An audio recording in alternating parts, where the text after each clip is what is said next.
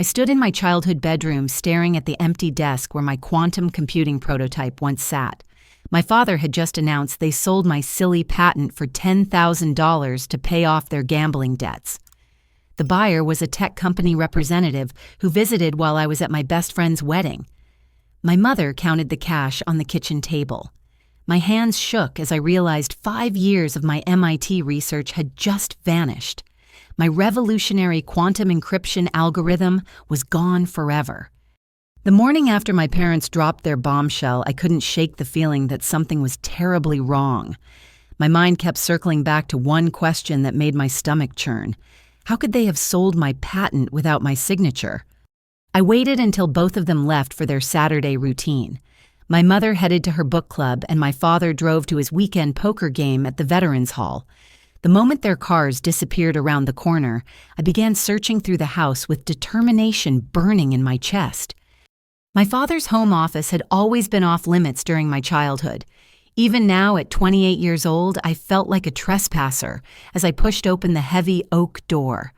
The room smelled of cigars and old leather exactly as it had when I was 12 and tried to sneak a peek at my Christmas presents. His filing cabinet stood in the corner, locked as always. But I knew where he kept the key hidden under the ceramic eagle paperweight my mother gave him for their 20th anniversary. My fingers trembled as I turned the lock and pulled open the top drawer. There, between tax returns and insurance documents, I found a manila folder labeled Alyssa Investment. My heart pounded as I opened it.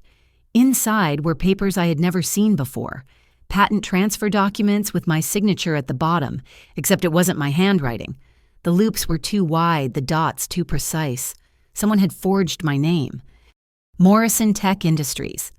The company name stared back at me from the letterhead. The transfer date showed 3 days ago when I was dancing at Ashley's reception in Boston. My parents had planned this timing it perfectly for when I would be gone. I photographed every page with my phone, my anger building with each click. Underneath the transfer papers, I discovered something worse. Copies of letters from the patent office, all addressed to me, all opened. The earliest was dated 6 months ago.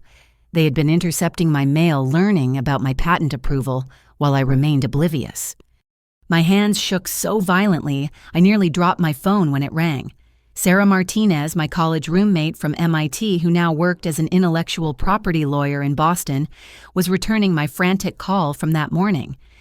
"Alyssa, I've been thinking about what you told me," she said. "Your parents can't just sell your patent. You need to send me everything." I forwarded the photos while still on the phone, listening to her sharp intake of breath as she reviewed them. "This is sophisticated forgery," Sarah said after a long pause. "They used a notary seal and everything. Give me the notary's name." I squinted at the seal. Raymond Hutchinson Commission number 47392. Sarah typed rapidly on her end. "Got him. Licensed notary in your county. Wait, this is interesting. He's been flagged twice for irregular practices, but never prosecuted." "What kind of irregular practices?" I asked, already dreading the answer. "Improper verification of identity notarizing documents without all parties present. Alyssa, this guy is dirty. Your parents didn't just randomly pick him." I sank into my father's leather chair, the weight of betrayal pressing down on my shoulders. How did they even know to find someone like that? "That's what we need to figure out. Can you come to Boston tomorrow? Bring everything you have. We're going to need to move fast." After hanging up, I heard car doors slamming outside. My parents were home early. I quickly returned everything to its place and slipped out of the office, my mind racing with implications. At dinner, they acted completely normal. My mother served her famous pot roast.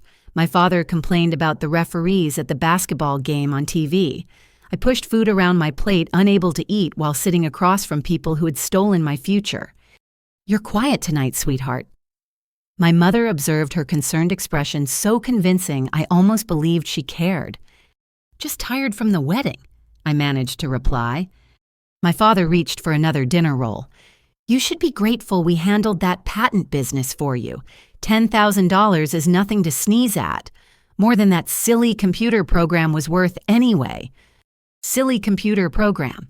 5 years of 18-hour days, countless failed experiments, breakthrough moments at 3 in the morning when I finally cracked the encryption sequence that could protect everything from bank accounts to medical records to national security databases, all reduced to a silly computer program in his mind.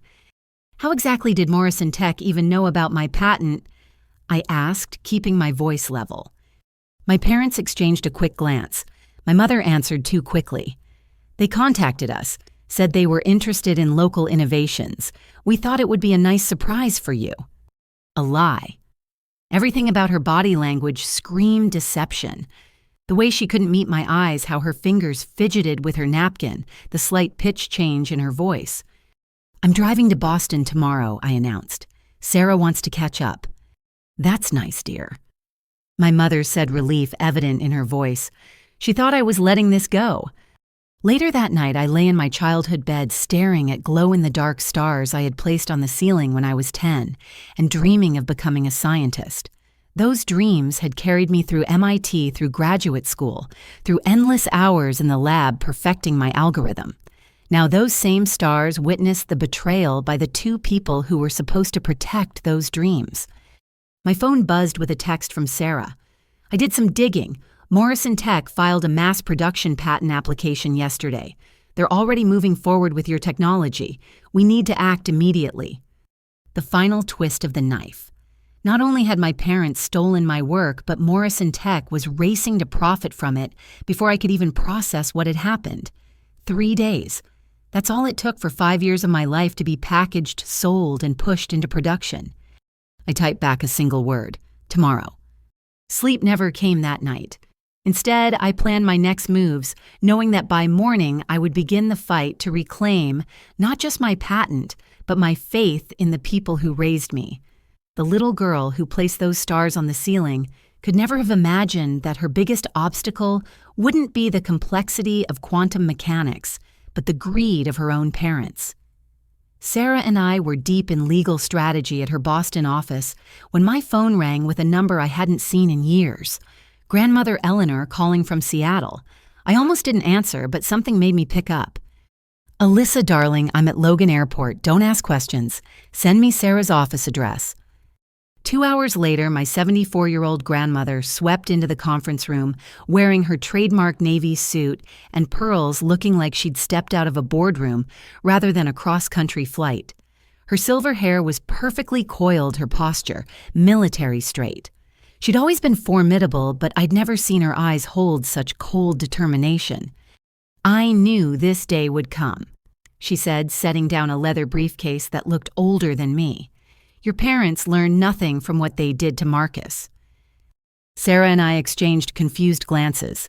Uncle Marcus had died when I was 8, a car accident, my parents always said. He'd been struggling with his restaurant business, depression, a tragic story we rarely discussed. Eleanor opened her briefcase with deliberate precision, pulling out folders organized with colored tabs. "Your uncle didn't die in an accident, Alyssa. He took his own life after your parents destroyed his dreams." The room spun. I gripped the conference table for support. 20 years ago, Marcus developed a revolutionary fast casual dining concept, farm to table before it was trendy, with a supply chain model that would have made him millions.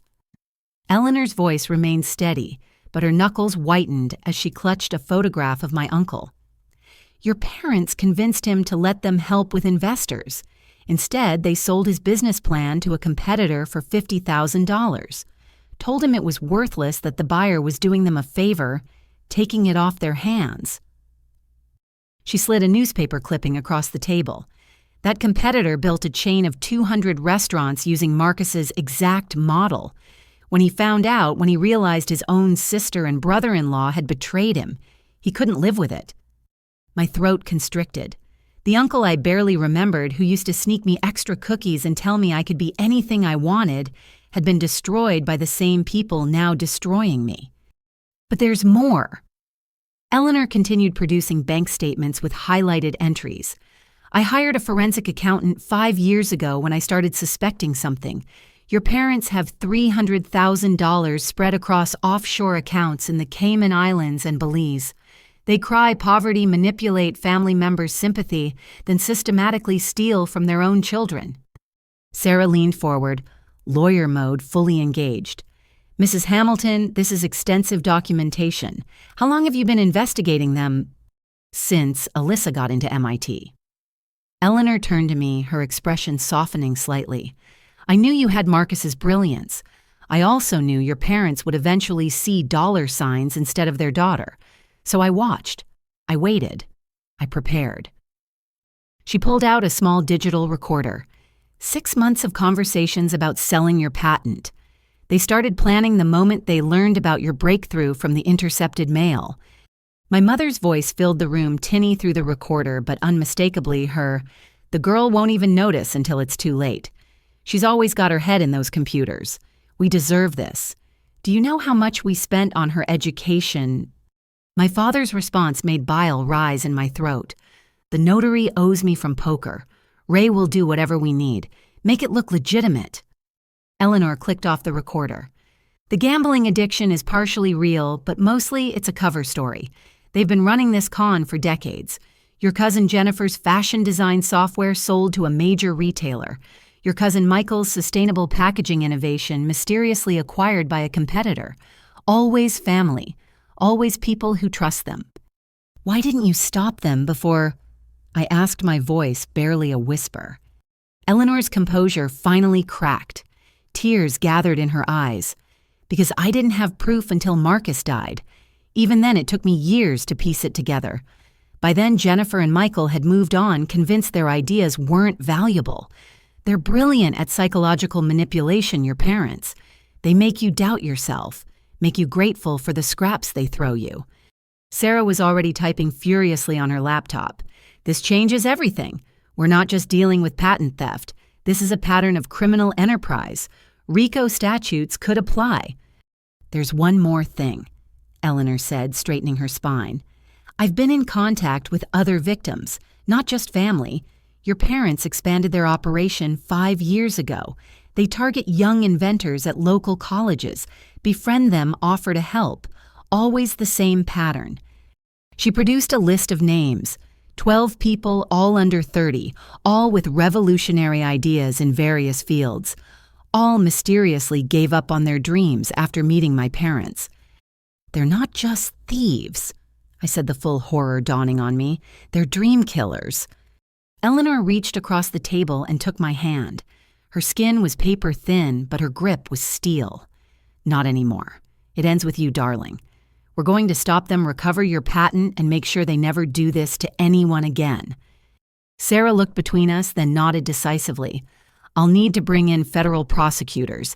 This is bigger than patent theft. This is organized crime. As we strategized late into the evening, I thought about Uncle Marcus, about his dreams crushed by people he trusted, about all the innovations that never saw the light because my parents valued quick cash over family loyalty. Why now? I asked Eleanor as we prepared to leave. Why reveal all this now? She smiled sadly. Because you're stronger than Marcus was. Because you have Sarah. Because I'm old and tired of carrying these secrets. But mostly because your algorithm isn't just another invention. I may not understand quantum computing, but I understand impact. What you created will save lives, protect privacy, secure nations. I couldn't let them steal that from the world. We walked out of Sarah's office into the Boston twilight. Eleanor linked her arm through mine, and for the first time since discovering the forged documents, I didn't feel alone. Your parents will fight dirty, she warned as we waited for our cars. When cornered, they'll say anything, do anything.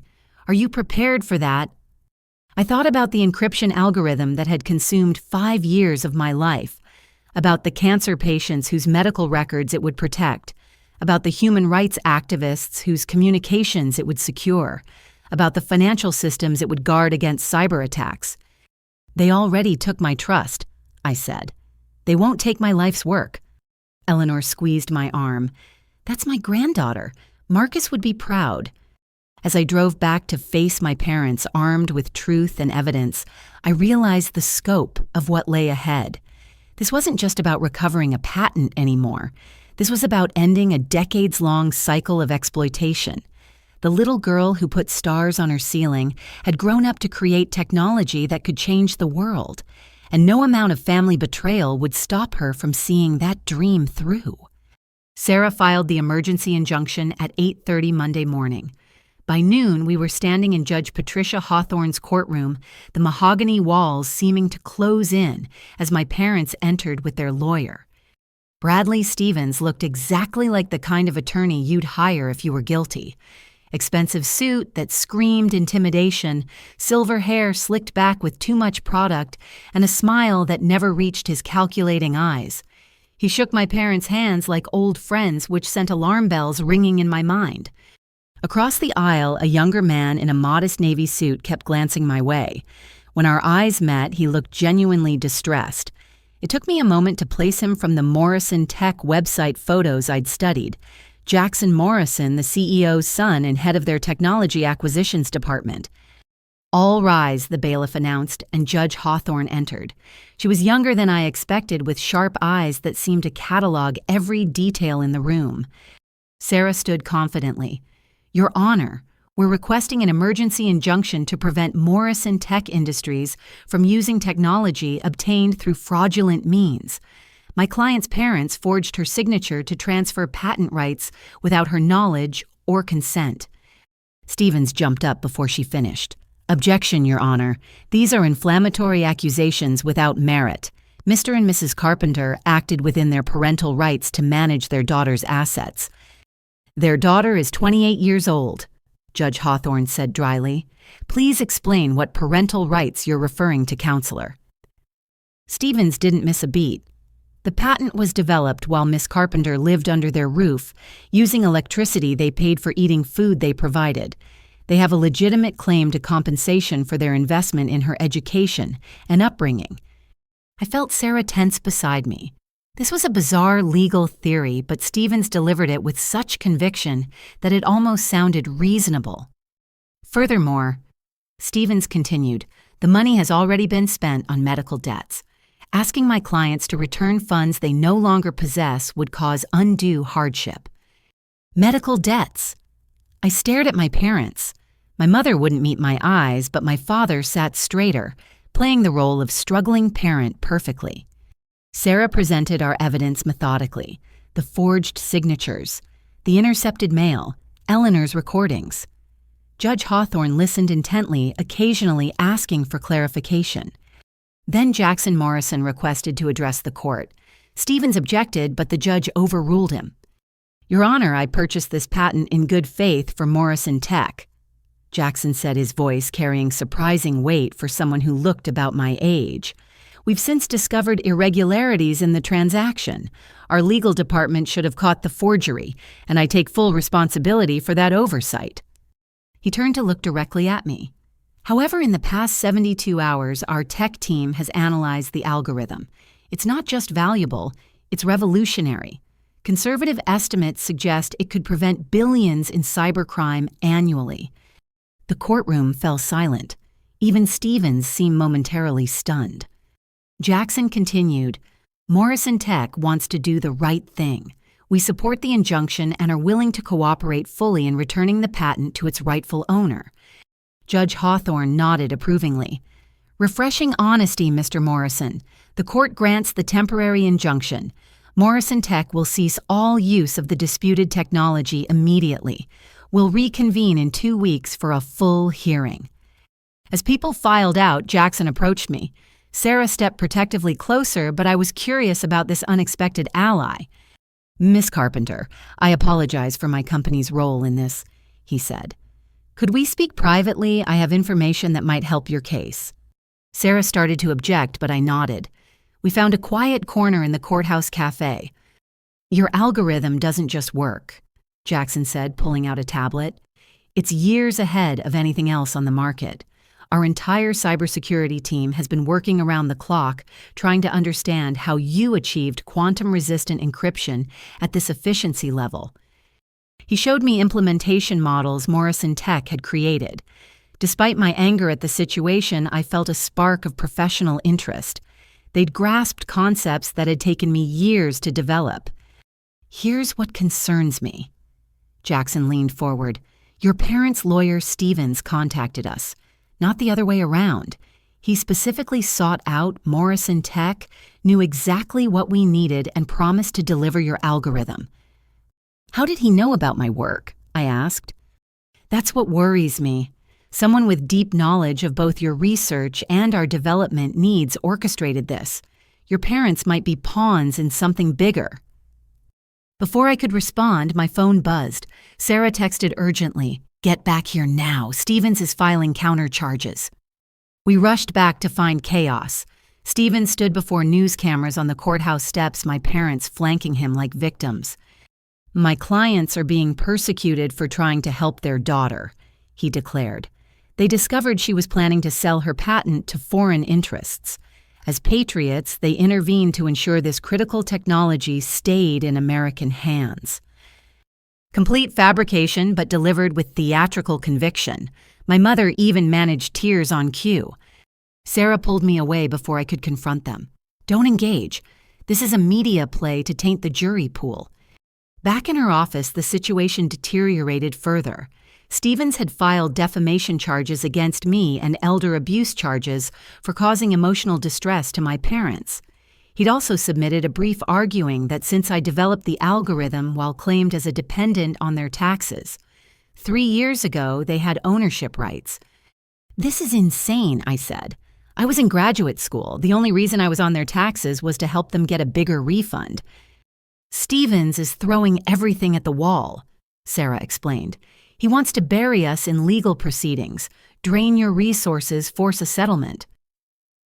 Eleanor arrived with reinforcements, my MIT thesis advisor, Dr. Catherine Chen, and 2 colleagues who could testify about my independent work.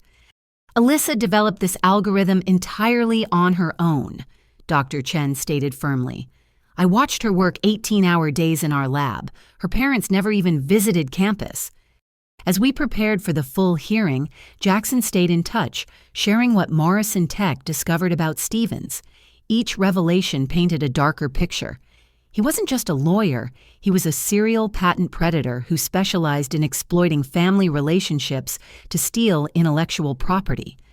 We found 3 other cases, Jackson reported during a late-night strategy call.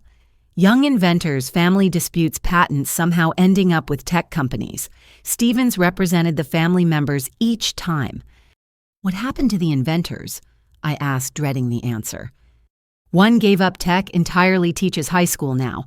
Another had a breakdown, spent time in psychiatric care. The third, Jackson paused. The third died in a hiking accident 2 months after losing her patent. Suspicious circumstances never fully investigated. I stared at the phone, processing this information. My parents hadn't just betrayed me. They'd allied themselves with someone potentially dangerous. Alyssa, you need protection, Jackson said quietly. Morrison Tech has an excellent security firm on retainer. Let me arrange something. Pride wanted me to refuse, but pragmatism won. Okay, thank you. As I lay in my hotel bed that night, I thought about the virus I'd named my algorithm after. Phoenix, rising from ashes. I'd chosen it because the encryption could regenerate itself if partially compromised. Now I wondered if I'd somehow known I'd need that same resilience. The legal battle was just beginning. Stevens would fight dirty. My parents would continue their performance, and somewhere in the shadows, larger forces were moving. But I had allies now. Sarah's legal brilliance, Eleanor's strategic mind, Dr. Chen's credibility, and unexpectedly Jackson Morrison's resources and growing personal investment in seeing justice done. The theft of my algorithm had started as a family betrayal. It was evolving into something larger, more dangerous, and more important than just recovering my patent. We weren't just fighting for my life's work anymore. We were fighting against a system that preyed on trust, exploited family bonds, and destroyed innovators' dreams. And I intended to win. The break-in happened while I was meeting Jackson at a secure location to discuss our legal strategy. Sarah had called it paranoid when I started varying my routines and checking for surveillance, but the demolished door of my apartment proved my instincts right. They'd been thorough. Every drawer, emptied mattress slashed open, even the panels behind my kitchen cabinets pried loose. But it was what they took that made my blood run cold. My backup drives containing 5 years of research notes, alternative applications for the algorithm, and most critically, documentation about vulnerabilities in current government encryption standards. "Don't touch anything," Detective Monica Rivers instructed when she arrived. She wasn't standard robbery division. The FBI badge she flashed explained why. "Morrison Tech's security team reported your situation to us. Patent theft involving national security applications gets federal attention." I watched forensics dust for fingerprints while cataloging the damage in my mind. Whoever did this knew exactly what they wanted. They'd ignored my jewelry, the emergency cash in my freezer, even the high-end electronics. Only items related to my research were taken. "The security footage is interesting," Detective Rivers said, showing me grainy video on her tablet. 2 men in maintenance uniforms and masks had entered using a sophisticated electronic lockpick. Professional, efficient, in and out in 12 minutes. "Miss Carpenter, is there anywhere safe you can stay?" she asked.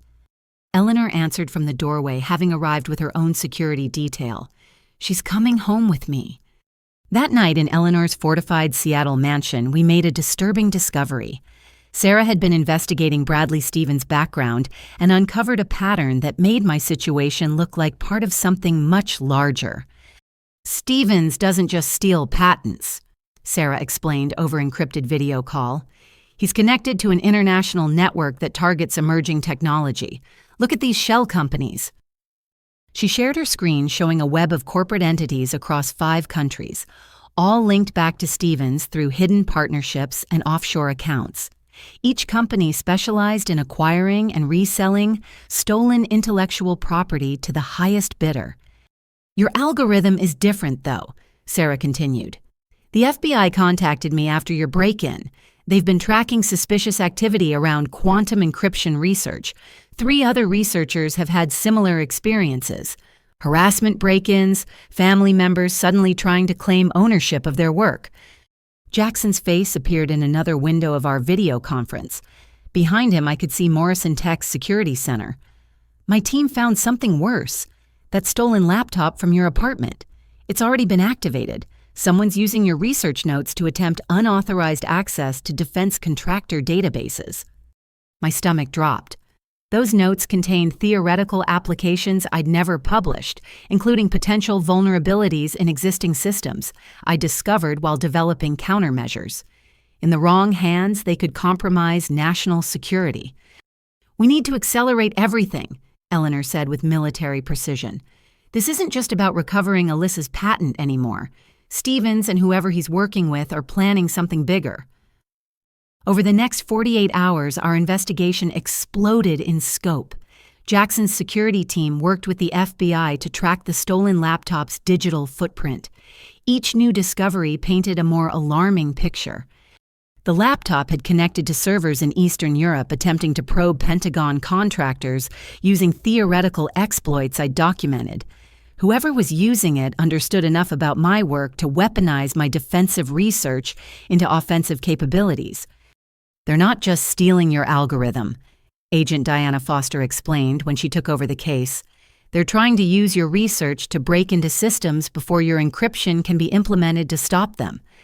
My parents, meanwhile, had lawyered up completely. Stevens moved them to a safe house, claiming I posed a threat to their safety. The media painted me alternately as an ungrateful daughter or a naive genius who didn't understand the implications of her own work. Then Jackson found the smoking gun. Hidden in Morrison Tech's communication logs from the initial patent purchase was an email Stevens had sent to an unnamed recipient. "The Carpenter algorithm acquired. Phase 1 complete. Awaiting instructions for deployment." "Deployment?" I asked during our emergency strategy meeting. "He's talking about my work like it's a weapon." Agent Foster's expression was grim. "Because to certain parties it is. Your encryption could lock out foreign intelligence services from critical infrastructure, worth billions to some governments to prevent that from happening." The implications hit me like a physical blow. My parents hadn't just sold my patent for gambling debts. They'd been manipulated into feeding my life's work to international cybercriminals who wanted to use it before America could implement defenses. Eleanor's security team intercepted an encrypted communication that night. Stevens was planning to meet with unknown parties at a warehouse in Portland in 72 hours. The message referenced concluding the Carpenter acquisition and ensuring no further development. "That sounds like a threat," Jackson said quietly. We'd grown closer through the crisis, professional respect, evolving into something deeper during long nights, piecing together the conspiracy around us. Agent Foster agreed. "We're putting you in protective custody, Miss Carpenter. Stevens has connections we're still uncovering. Until we know the full scope, you're not safe." But I'd spent 5 years developing the most sophisticated encryption system in existence. I wasn't going to hide while criminals perverted my work. "No," I said firmly. "We're going to that meeting. We're going to find out who's behind this, and we're going to stop them." The room erupted in objections, but Eleanor's voice cut through. "She's right. Hiding won't end this. They'll keep coming for her knowledge, her future work. We need to cut the head off the snake." As plans formed around me, I thought about the twist my life had taken. A week ago, my biggest concern was my parents' betrayal. Now I was at the center of an international conspiracy that threatened national security. My algorithm, designed to protect privacy and secure communications for legitimate purposes, had become a tool in a cyber warfare chess game I was only beginning to understand. The stolen laptop pinged on our tracking system again. This time it was attempting to access Federal Reserve banking protocols, using an exploit I'd theorized but never fully developed. They were accelerating their timeline, getting desperate or greedy. "There's something else," Jackson said privately after the meeting. "Morrison Tech's board wants to offer you a position, full resources to implement your algorithm correctly, plus develop new security measures. After this is over, of course." I looked at him, seeing past the corporate offer to the personal concern in his eyes. "After this is over," I repeated, wondering if it would ever truly end. Stevens had made one crucial mistake. He'd assumed that stealing my past work was enough. He didn't realize that the mind that created that algorithm was already working on countermeasures, ways to trap and expose anyone misusing my research. As we prepared for the dangerous confrontation ahead, I made a silent promise. They'd stolen my trust, my work, and tried to steal my future. But they'd also given me something valuable, a clear view of how my innovations could be corrupted and the determination to stop it from happening. The girl who put stars on her ceiling had dreamed of using science to make the world better. That dream had evolved into something harder, more complex. But it was still my dream, and I would fight anyone who tried to corrupt it. The algorithm they stole was called Phoenix for a reason. It was time to rise from these ashes. The FBI agents arrived at Eleanor's estate at 6 in the morning, their black SUVs pulling through the security gates with practiced efficiency. Agent Diana Foster led the team, her expression grave, as she presented her credentials to Eleanor's security chief. "Miss Carpenter, we need to talk," she said. Once we were seated in Eleanor's study, the room swept for listening devices by her technical team. "The situation has escalated beyond what we initially understood." She placed a tablet on the coffee table showing surveillance footage from various locations. "Your stolen laptop has been used in attacks on 3 defense contractors in the past 12 hours. Whoever has it is accelerating their timeline. They're trying to extract maximum value before we can stop them." Jackson appeared on the secure video link from Morrison Tech's headquarters. Behind him, his entire cybersecurity team worked frantically at their stations. "Agent Foster, we've detected something else. The attacks aren't random. They're specifically targeting companies working on quantum computing infrastructure. Someone's trying to steal complementary technologies to pair with Alyssa's algorithm." The pieces clicked together in my mind with horrifying clarity. They're not just stealing my work. They're trying to corner the entire quantum encryption market before it officially exists. Agent Foster nodded grimly. "Which brings us to Bradley Stevens. We've uncovered his connection to an international syndicate specializing in technological theft. They call themselves the Innovation Liberation Front, but don't let the name fool you. They're cyber criminals who've stolen billions in intellectual property over the past decade. She pulled up a complex organizational chart. Stevens sat in the middle, connected to nodes across 12 countries. Each node represented stolen technology that had mysteriously appeared in competing markets months after disappearing from legitimate inventors. Your parents, Miss Carpenter, were specifically targeted, Foster continued. Stevens has psychologists who profile families of inventors looking for vulnerabilities, gambling addiction, financial pressure, resentment. Your parents checked every box. My throat tightened. As much as I hated what they'd done, learning they'd been manipulated by professionals made it worse somehow. They were greedy and weak, but they'd also been played by experts. Eleanor leaned forward. How deep are they in this? Deeper than they realize, Foster replied. Stevens promised them $500,000, not the $10,000 they received. He's stringing them along, making them accomplices. The more involved they become, the less likely they are to cooperate with authorities. Sarah's voice crackled through the speaker. I've been reviewing Stevens' other cases. He uses the same pattern. Small initial payment promises of more gradually involving family members in criminal activity until they can't back out without implicating themselves. My parents might be victims, I said slowly, but they still chose to betray me. Where are they now? Foster pulled up another file. Stevens has them in a property outside Portland. Our surveillance shows increased activity there. Armed guards, signal jammers, the works. We believe he's preparing for something significant. Jackson's team suddenly erupted in activity behind him. Agent Foster, Alyssa, you need to see this. Someone just used the stolen laptop to successfully breach a NATO communications satellite using a vulnerability Alyssa theorized in her notes. My blood ran cold.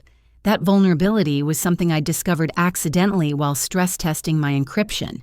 I documented it, planning to report it through proper channels once my patent was secured. Now it was being weaponized. They're not just criminals, I said. They're selling to hostile governments. My algorithm in the wrong hands could compromise global communications. Foster stood her team mobilizing around her. Which is why we're moving now.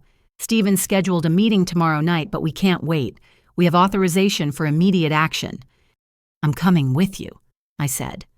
Absolutely not, Foster responded immediately.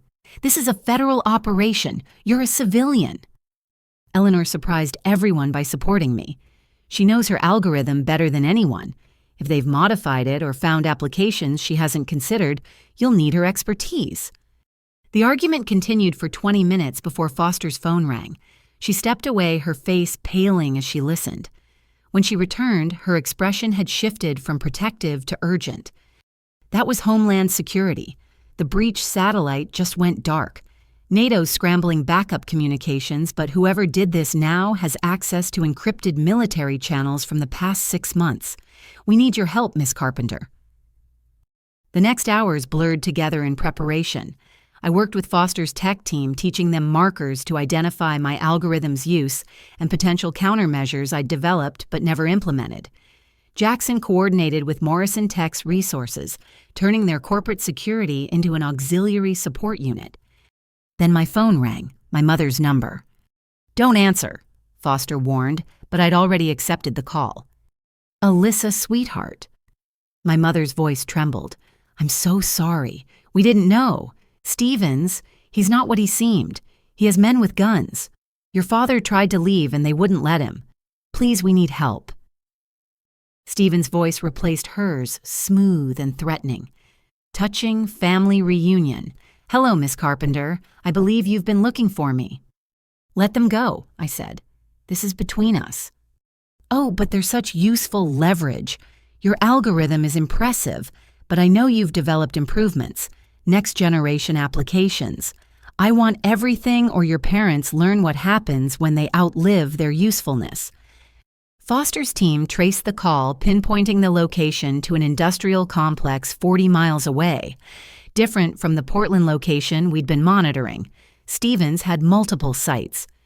"You have 6 hours," Stevens continued.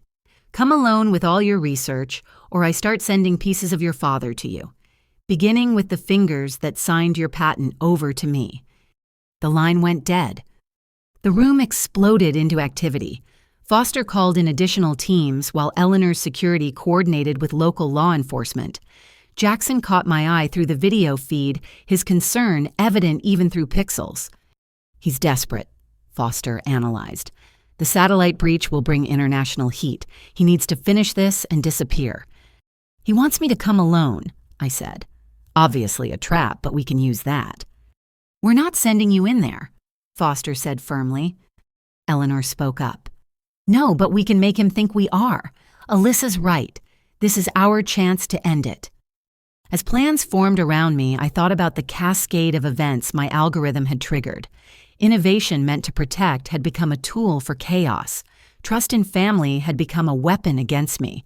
But every system could be hacked, including Stevens' criminal network. "I've been thinking," I said as Foster's team prepared their operation. "Stevens knows about my defensive work, but he doesn't know about Phoenix 2. Everyone stopped. Jackson leaned toward his camera. Phoenix 2. I smiled grimly. The next generation I've been developing in my head since this started. An algorithm that doesn't just encrypt, but actively traces and exposes anyone who tries to misuse it. If Stevens wants my complete research, let's give him exactly that. Foster studied me carefully. "You're proposing we give him trapped code." "Not trapped, evolved. Code that will map his entire network, identify every stolen patent, every compromised system, every criminal connection. The moment he tries to use it, we'll own his entire operation." Eleanor laughed a sound both proud and slightly vicious. Marcus would have loved this, using their greed against them. The plan that emerged was dangerous but elegant. I would appear to comply with Stevens' demands while Foster's teams moved into position. The code I'd provide would seem legitimate, even valuable, but would serve as the ultimate Trojan horse. "Your parents," Jackson said quietly. "Are you prepared for what might happen?" I thought about the childhood bedroom with stars on the ceiling, about trust betrayed and dreams sold, about choices that led us all to this moment. "They made their choice," I said. "Now I make mine. Phoenix rises." As we prepared for the confrontation that would determine not just my future, but potentially national security, I realized the true power of innovation. It wasn't just in creating something new. It was in knowing how to protect it, how to evolve it, and when necessary, how to turn it into a weapon against those who would corrupt it. Stevens thought he was hunting an inventor. He was about to learn he'd cornered a warrior. The FBI command center materialized in a nondescript office building 12 miles from Stevens' compound. Monitors lined the walls showing satellite feeds, thermal imaging, and communication intercepts. I stood between Agent Foster and Jackson wearing a wire and bulletproof vest that felt heavier than my responsibilities. "Phoenix 2 is loaded on this drive," I said, holding up a device that looked standard but contained weeks of frantic mental coding made real in the past 18 hours. "The moment Stevens uploads it, we'll have access to everything." Foster's team had identified 17 guards at the compound, far more than expected for a simple patent theft operation. Whatever Stevens was really running went beyond intellectual property crime. "Remember," Foster instructed, "you're scared, desperate, compliant. Let him think he's won. We need him confident enough to access the code immediately." Eleanor squeezed my shoulder. She'd wanted to come but accepted that her presence would complicate things. "Your uncle would be proud," she whispered. "You're not just taking back what's yours. You're ending what killed him." Sarah had prepared legal documents making me appear to transfer all rights to my future work to Stevens in exchange for my parents' safety. Every detail crafted to seem legitimate while being completely unenforceable. Stevens' arrogance would be his downfall. "Morrison Tech drones are in position," Jackson reported from his mobile command unit. His company had provided surveillance technology that even the FBI appreciated. We can track every movement in real time. The drive to the compound took 37 minutes. Each mile increased the tension in my chest. The wire itched against my skin as Foster's voice guided me through an earpiece. "Thermal shows your parents in the northeast building," she reported. "A live, minimal movement. Stevens is in the main structure with 6 associates. The compound gates opened automatically as I approached. No turning back now. Stevens wanted me confident enough to come alone, scared enough to comply. I could play that part. He waited in what used to be a manufacturing facility, now converted into a high-tech operations center. Servers hummed along one wall while monitors displayed financial markets, patent databases, and communication channels I recognized as dark web interfaces. "Miss Carpenter." Stevens smiled like a snake. "So prompt. Your parents raised you well." Behind him, 2 men stood guard while others worked at computer stations. The setup screamed professional criminal enterprise, not simple patent theft. "Where are they?" I demanded, letting real emotion color my voice. Stevens gestured to a monitor showing my parents in a bare room. My father slumped in a chair while my mother paced. They looked haggard but unharmed. "Safe for now. Did you bring what I requested?" I pulled out the drive, holding it like a lifeline. Everything. Phoenix 2. The theoretical applications, even the quantum backdoors I discovered in existing systems. Just let them go. His eyes gleamed with greed. "Quantum backdoors. You've been busier than I thought." "Someone was going to find them eventually," I said, playing into his ego. "Better to document them for defensive purposes." Or offensive ones. Stevens took the drive, weighing it like gold. "Do you know what your work is really worth? Not the billions Morrison Tech imagines, but the trillions in controlled access. Every government, every corporation, every individual needing true security will pay whatever we ask." The "we" confirmed Foster's suspicions. Stevens wasn't the top of this food chain. "My clients have been waiting for something like Phoenix." He continued, moving toward the main terminal. "Unbreakable encryption we can sell to some backdoor access, we can sell to others. The perfect product for the modern age." "That's not what it's designed for," I protested, calibrating my performance between defeated and defiant. Stevens laughed. "Sweet, naive genius. Innovation doesn't care about your intentions. It serves whoever controls it." He inserted the drive. I held my breath as systems began analyzing the code. Phoenix 2 unfolded like a digital flower, beautiful and deadly. To Stevens' technicians, it would appear as next-generation encryption protocols. In reality, it was mapping every connection, every file, every secret in their network. Magnificent. One technician breathed data cascading across his screen. The quantum entanglement protocols alone are years ahead of anything published. Foster's voice whispered through my earpiece. "It's working. We're receiving data. Keep him talking." "Now that you have what you want," I said, "I need to see my parents. Actually see them, not just through a camera." Stevens waved dismissively. "Patience. First you'll verify this code. Explain these quantum backdoor exploits. My clients will want demonstrations." I moved to the terminal, seeing Phoenix 2 spreading through their systems like digital wildfire. Every illegal transaction, every stolen patent, every government contact cascaded into FBI servers miles away. Stevens had built an empire of theft, and my algorithm was documenting every brick. This section here, I pointed to complex code, exploits the mathematical uncertainty in quantum key distribution. Most systems compensate incorrectly, leaving a gap. "Show me," Stevens demanded. I typed commands ostensibly demonstrating the backdoor while actually accelerating Phoenix 2's infiltration. On screen, I accessed a test system, but in reality, my code was breaking into Stevens' own encrypted files. "Brilliant," Stevens murmured. Then his phone rang. His expression shifted from smug to concerned as he listened.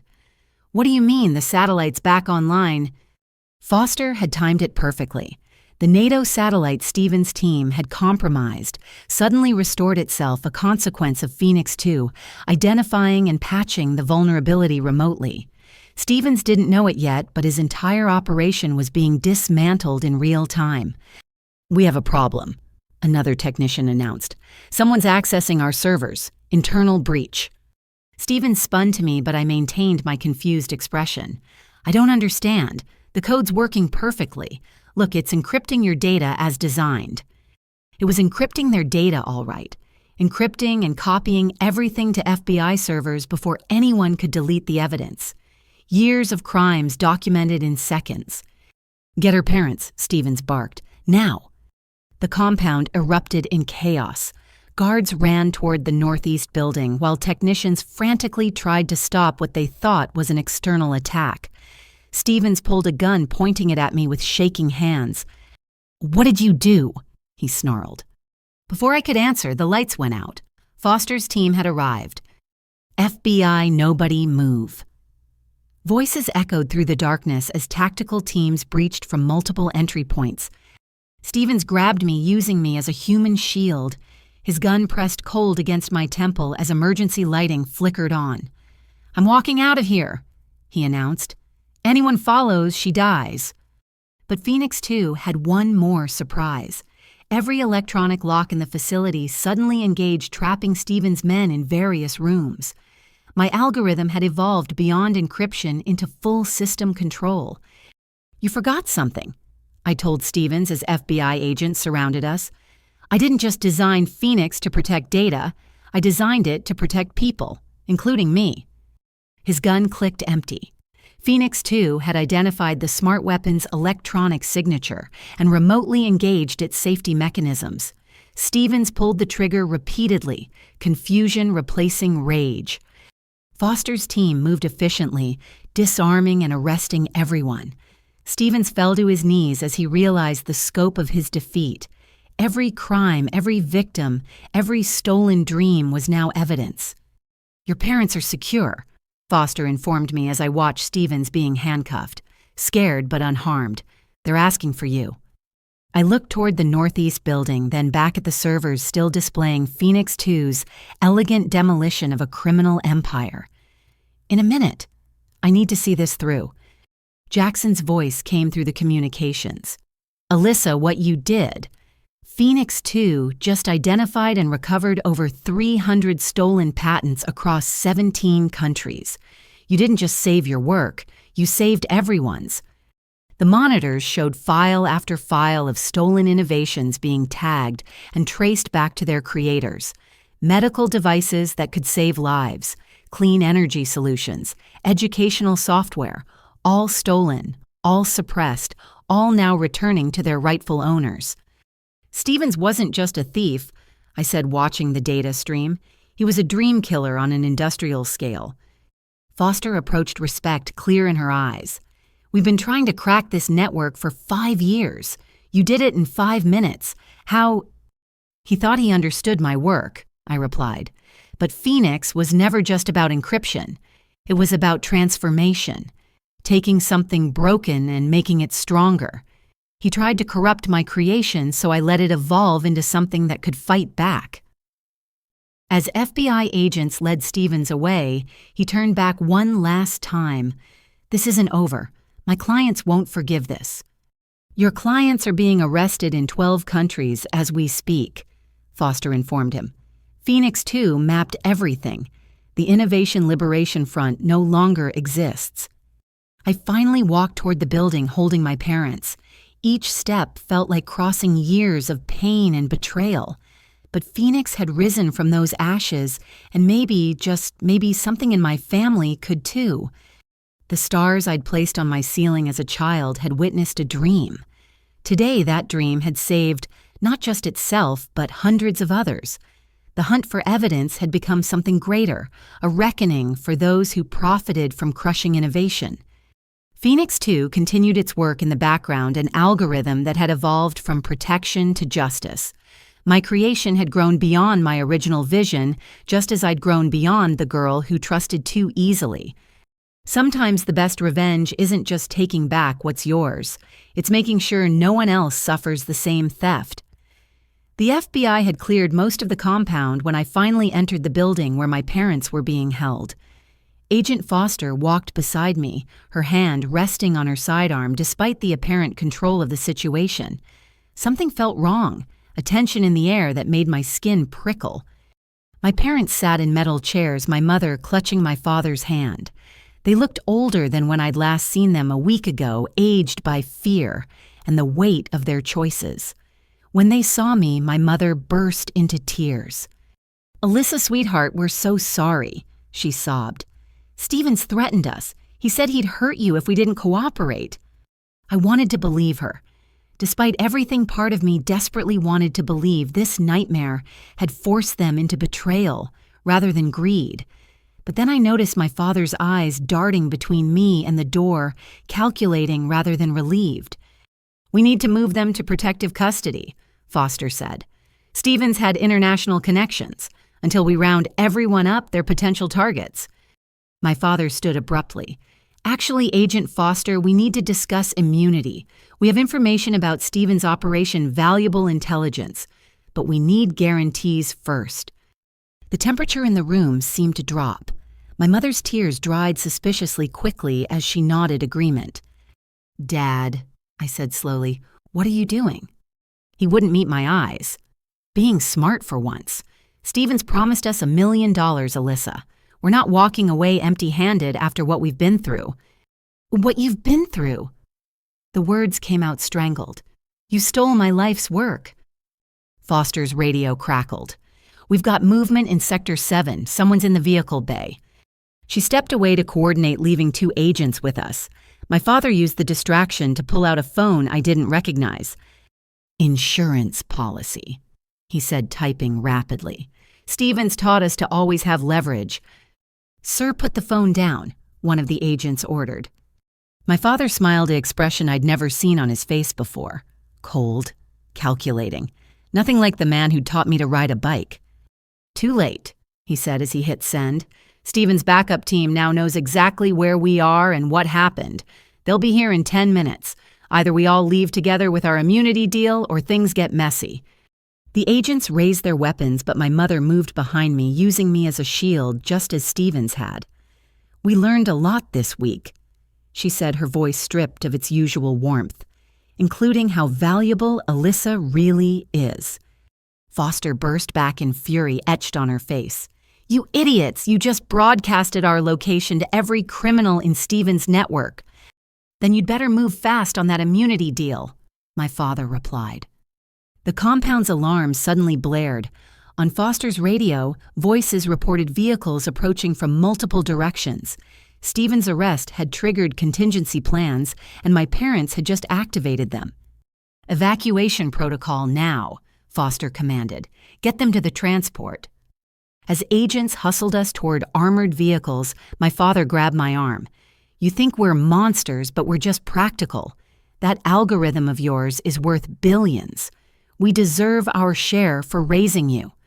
I jerked away disgust, overwhelming heartbreak. Eleanor was right. You've always been thieves. Uncle Marcus was just the beginning.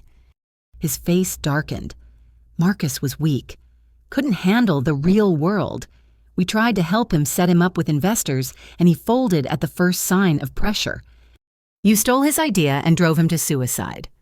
He made that choice, my father snarled, just like you chose to hoard your success instead of sharing with family. Gunfire erupted at the compound's perimeter. Foster shoved us into an armored SUV as her team engaged Stevens' reinforcements. My parents climbed in beside me, their presence suffocating. Phoenix 2 is still transmitting. Foster reported, checking her tablet as we sped away. Whatever happens, we're getting everything from Stevens' network. Speaking of which, my mother said, producing another phone, we recorded every conversation with Stevens, every criminal contact, every stolen patent, every buyer, all yours for the right price. I stared at them, these strangers wearing my parents' faces. You were never victims. You were partners. My father shrugged. Stevens found willing collaborators. We've been skimming from family members for years. Small amounts, nothing they'd miss. Your patent was supposed to be our retirement score. But you got caught, Foster said grimly, and now you're trying to auction evidence to the highest bidder. Government pays well for intelligence, my mother said. Or maybe Alyssa's new friend at Morrison Tech would prefer to keep his company's name out of certain conversations. Jackson. They were threatening to implicate Jackson and Morrison Tech if they didn't get what they wanted. The SUV suddenly lurched, tires blown out by spike strips. We skidded to a stop as vehicles surrounded us. Not FBI. Stephen's backup team had moved faster than expected. "Everyone stay calm," Foster said, but I could hear the concern in her voice. We were outnumbered 3-1. A man approached, older than Stevens, but with the same predatory bearing. "Agent Foster, I'm Richardson Stevens' senior partner. I believe you have something that belongs to us." "Multiple somethings," my father called out, earning sharp looks from everyone. "We're open to negotiations." Richardson smiled coldly. "Mr. Carpenter, Stevens spoke highly of your initiative. Perhaps we can come to an arrangement." "Dad, no," I pleaded, but he was already opening the door. "Sorry, sweetheart," he said without looking back. "But your mother and I have worked too hard to walk away with nothing. You'll be fine. You always are." My mother followed him, pausing only to say, "We do love you, Alyssa, but love doesn't pay bills." They walked to Richardson's vehicle, leaving me stunned in the SUV with Foster and her agents. My parents had just defected to the criminals who'd orchestrated everything. "Let them go," Foster said when an agent moved to stop them. "We have bigger problems." Richardson's men had weapons trained on us, but they seemed more interested in negotiation than violence. Through the bulletproof glass, I watched my parents hand over their phones, their recorded evidence, their leverage, selling out everyone, including me, for whatever Richardson offered. "Phoenix 2, I whispered to Foster. "It's not just mapping Stevens' network, it's in their phones now too. Everything they're sharing is being documented." Foster's eyes widened slightly in understanding. My parents thought they were buying their way to freedom. Instead, they were creating evidence of their willing participation in criminal conspiracy. "Your move," Agent Foster Richardson called out. "The Carpenters have provided valuable information about your operation. They've also confirmed that Miss Carpenter has additional algorithms beyond what Stevens acquired. We're willing to trade them for her." "Not happening," Foster replied firmly. Richardson shrugged. "Then we have a standoff. Though I should mention the Carpenters just informed me about a fascinating vulnerability in FBI communication systems that Miss Carpenter discovered. Would be a shame if that information spread." I closed my eyes, nauseated by the depth of my parents' betrayal. They were revealing every conversation we'd had, every theoretical vulnerability I'd mentioned in passing, every piece of information that could be weaponized. "Foster," another agent said urgently, "we've got military helicopters inbound, ETA 3 minutes." Richardson heard it too. His confident expression faltered. Phoenix 2 hadn't just alerted the FBI, it had triggered national security protocols. The response to my parents' betrayal would be overwhelming. "Everybody down!" Foster shouted as the first helicopter appeared overhead. In the chaos that followed, Richardson's team scattered. Military units deployed with precision, overwhelming the criminals who'd thought they had the upper hand. My parents, standing in the middle of the firefight, looked around in bewilderment as their grand betrayal collapsed around them. When the dust settled, Richardson was in custody alongside 12 of his men. My parents sat on the ground in handcuffs, their dreams of wealth evaporating as Foster read them their rights. "You recorded everything," my father said, staring at me with dawning comprehension. "The phones, the conversations. You knew we'd betray you." "No," I replied, my voice steady despite the tears on my cheeks. "I hoped you wouldn't. But Phoenix 2 evolves to handle any threat, even the ones that hurt the most."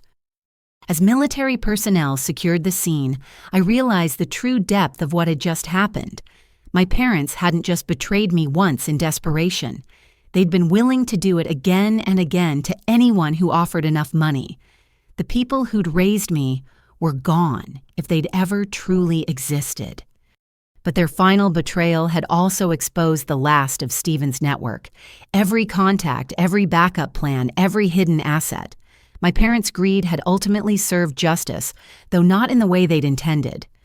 Phoenix had risen from the ashes of my stolen algorithm.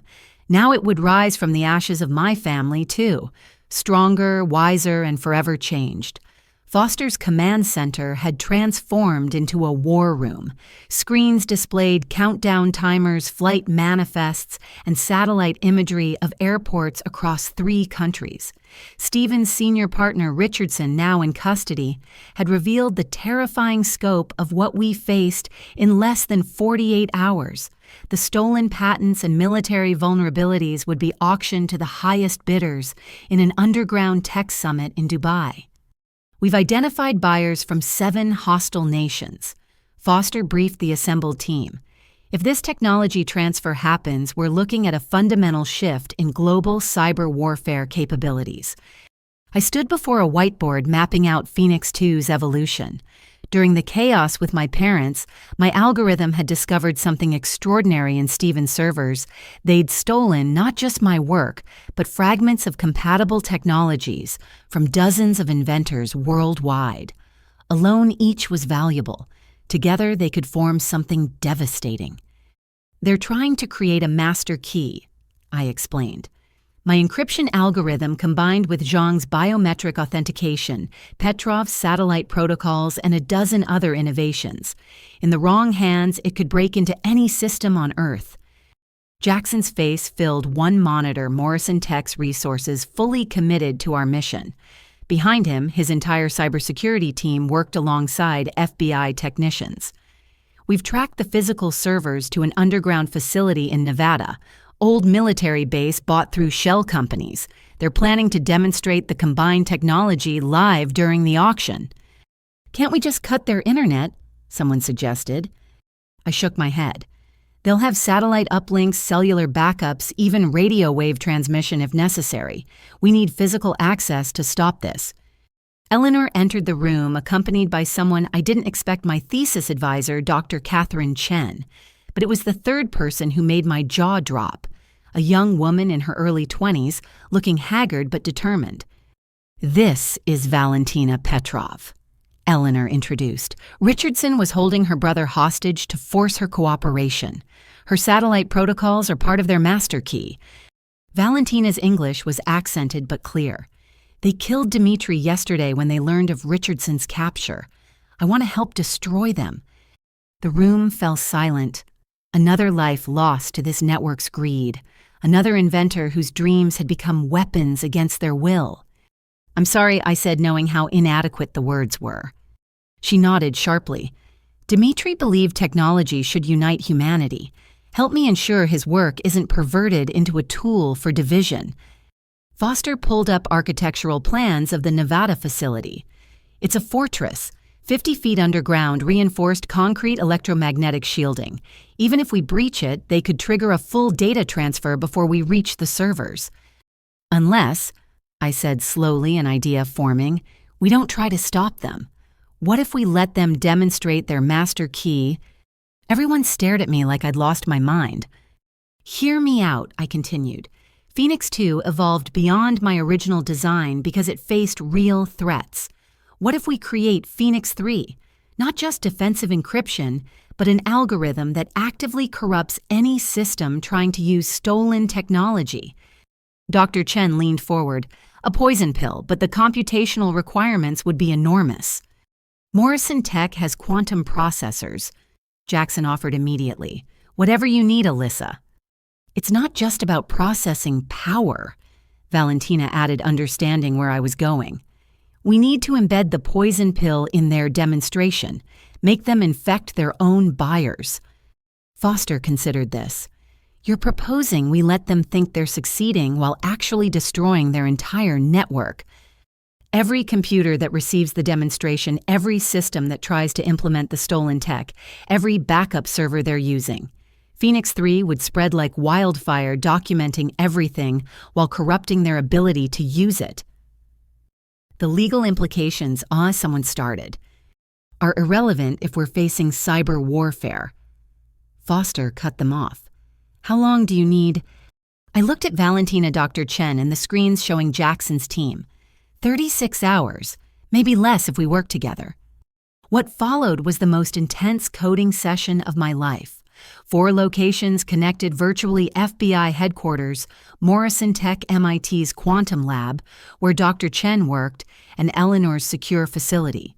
Valentina and I built Phoenix 3 from the ground up, incorporating lessons from every theft, every betrayal, every evolution of the original algorithm.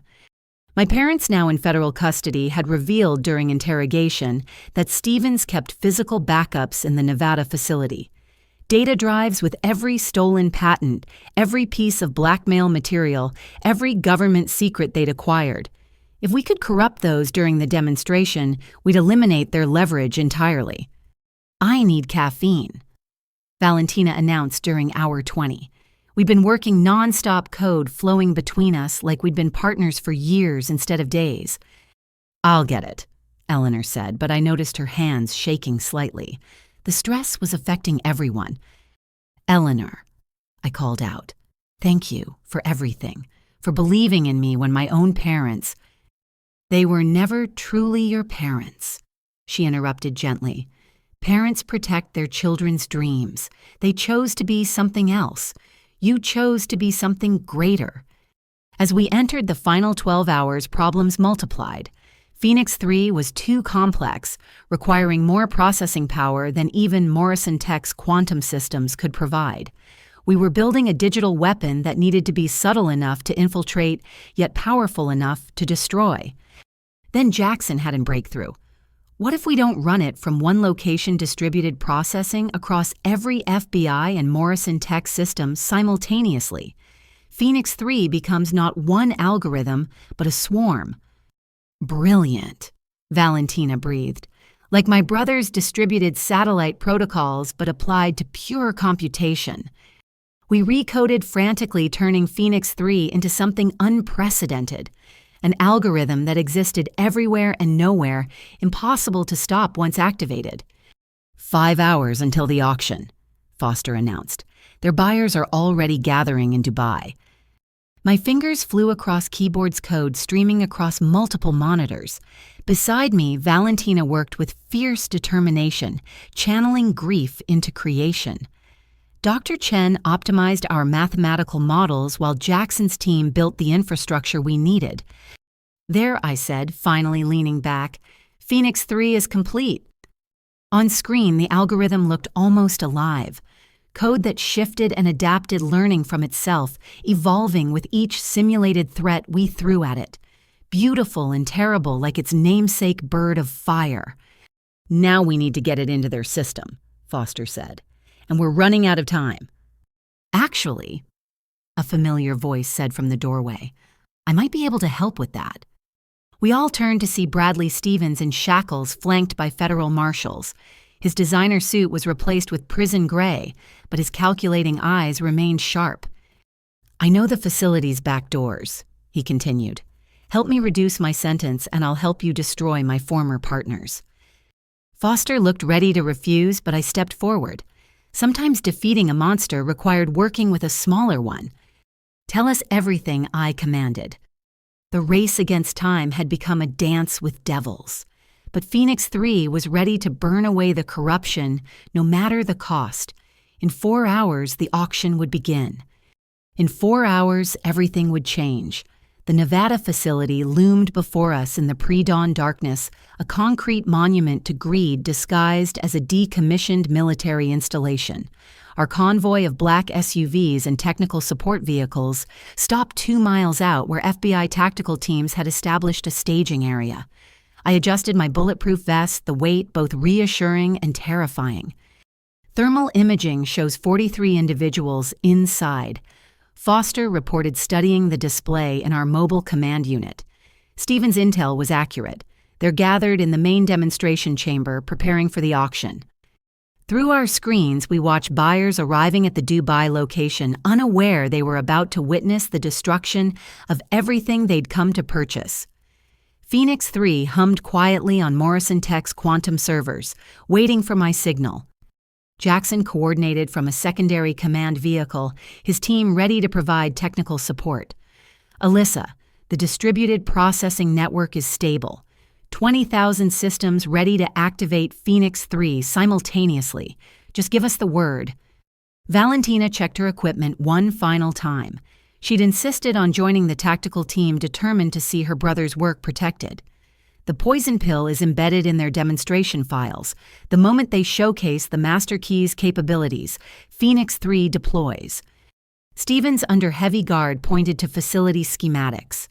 The main server room is sub-level 3, but they'll have backups in the secure vault. Physical drives with everything. You need both locations. Why the vault? Foster asked. Insurance, Stevens replied. Every stolen patent, every compromised government file, every piece of blackmail material. Hard copies in case their digital empire collapsed. Richardson never trusted pure digital storage. I studied the layout, memorizing every corridor. 2 teams then. One for the servers, one for the vault. Negative, Foster said. You're staying here. This is a tactical operation. With technical requirements only I understand, I countered. Phoenix 3 needs manual activation from their central system. It has to recognize my biometric signature to prevent them from turning it against us. The argument continued for precious minutes until an alarm from Dubai ended it.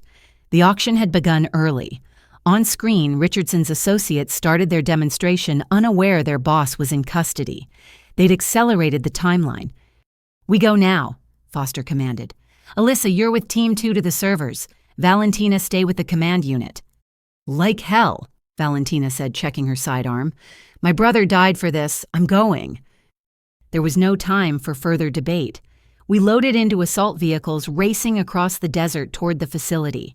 My heart pounded as Foster's team breached the main entrance flashbangs and smoke grenades preceding our entry. The facility's defenders were prepared, but not for the coordination of our assault.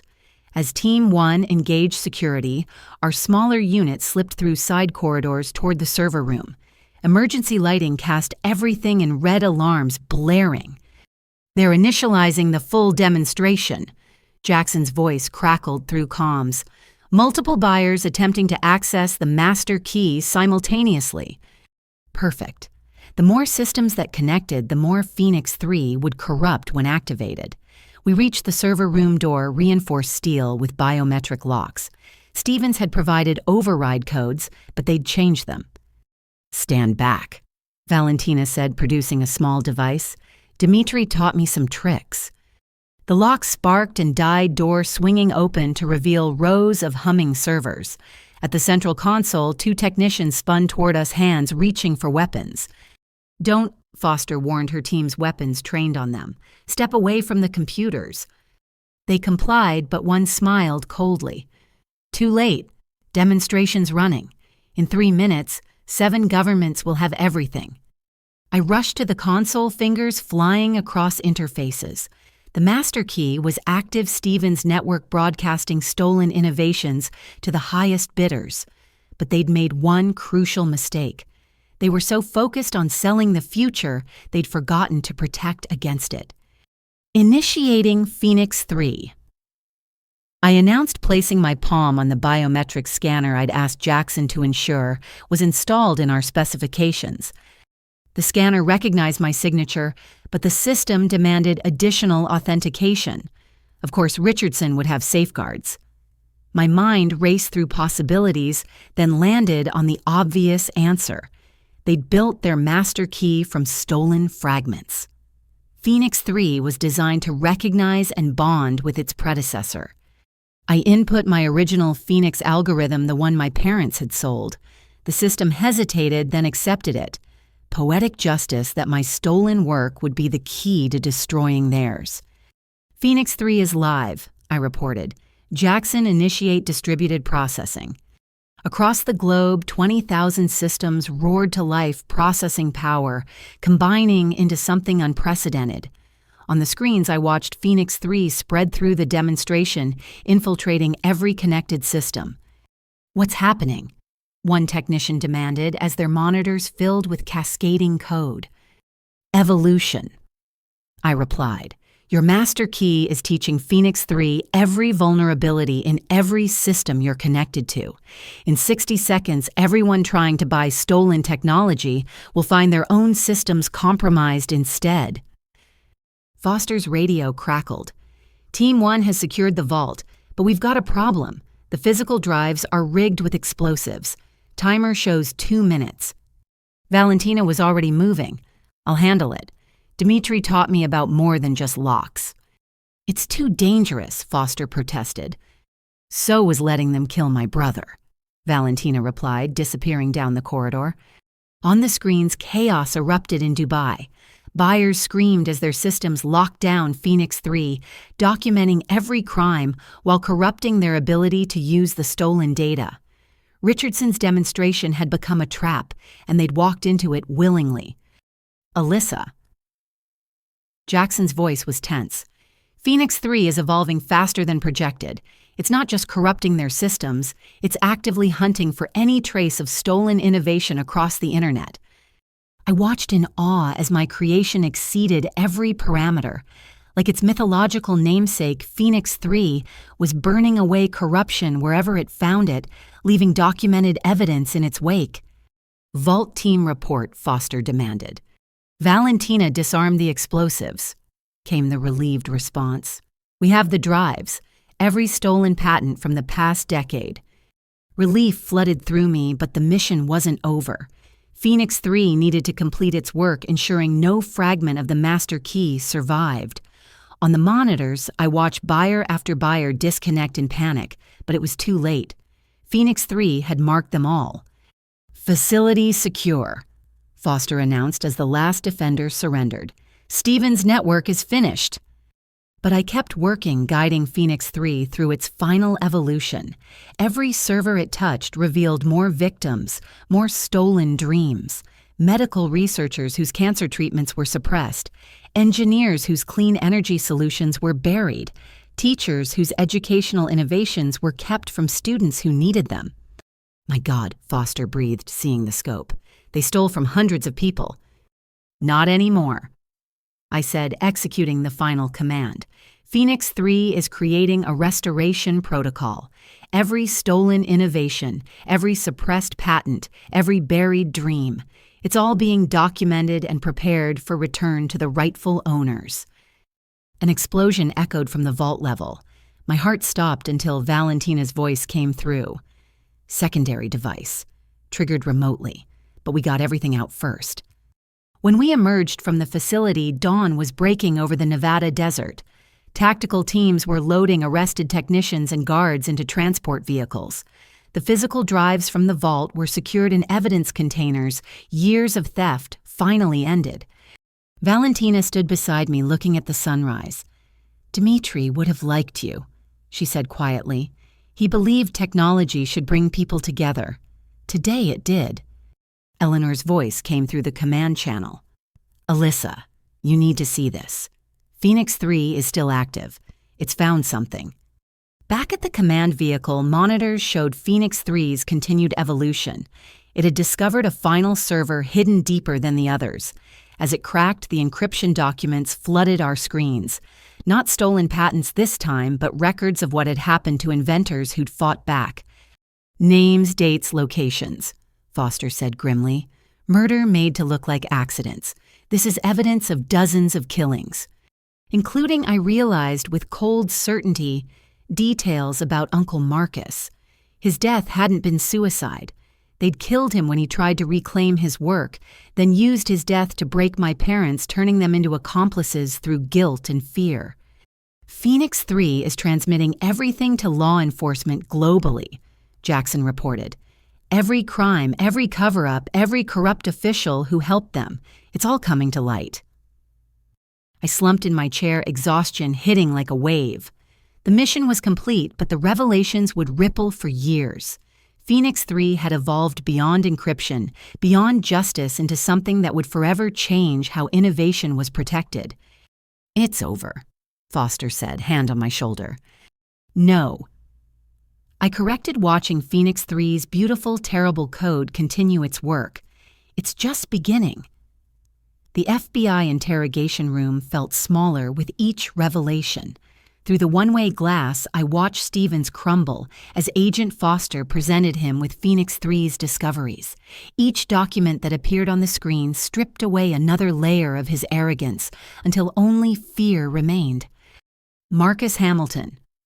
Foster read from the file. Died 20 years ago. Your organization staged it as suicide, but Phoenix 3 found the communications. You had him murdered because he tried to reclaim his restaurant franchise concept.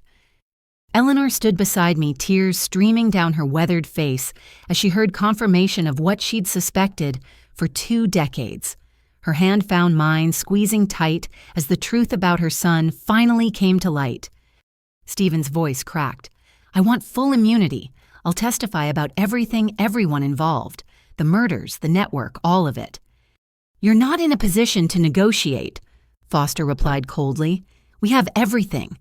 Phoenix 3 didn't just find your crimes, it found your victims. The door burst open as another agent rushed in with a tablet. Ma'am, urgent update from the field teams. 3 of the inventors we thought were dead. They're alive. My heart stopped. On the tablet, surveillance footage showed FBI agents approaching a compound in Montana, where 3 young inventors had been imprisoned for years. Stevens' network hadn't killed them. They'd enslaved them, forcing them to continue developing their stolen innovations under threat of death. Get medical teams there now, Foster commanded before turning back to Stevens. How many others are being held? Stevens' remaining defiance shattered.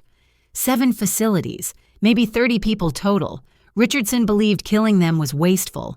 Better to extract every innovation they might create. I thought I'd reached my limit for horror, but this exceeded everything. They hadn't just stolen dreams.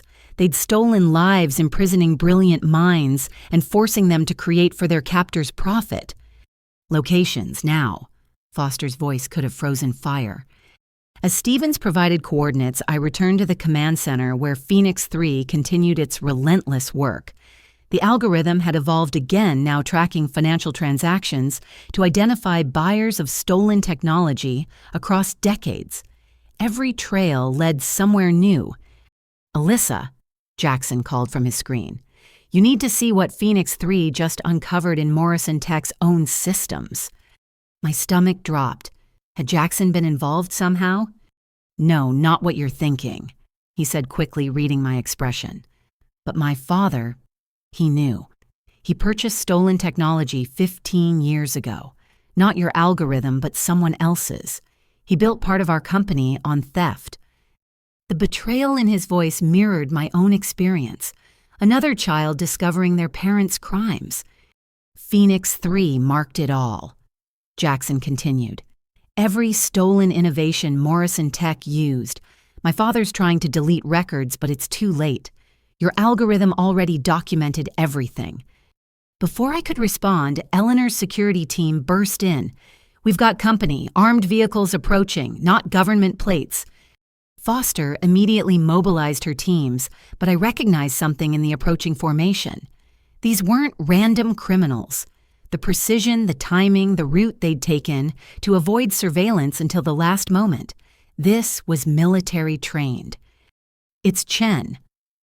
One of the freed inventors gasped over video link from Montana.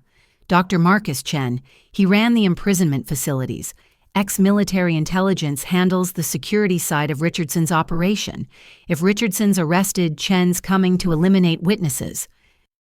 Dr. Chen, not my beloved advisor Catherine Chen, but someone using a similar name. Another layer of the network's deception. Defensive positions, Foster commanded. Protect the witnesses and the servers. Phoenix 3's work isn't complete. But I had a different idea. Phoenix 3 had evolved to fight digital threats. Maybe it could handle physical ones too. Jackson, can Morrison Tech's satellite network track those vehicles? Already on it, he replied, feeding data to Foster's teams. I dove back into Phoenix 3's code, pushing its evolution further. If it could track financial transactions and decrypt communications, could it predict human movement patterns?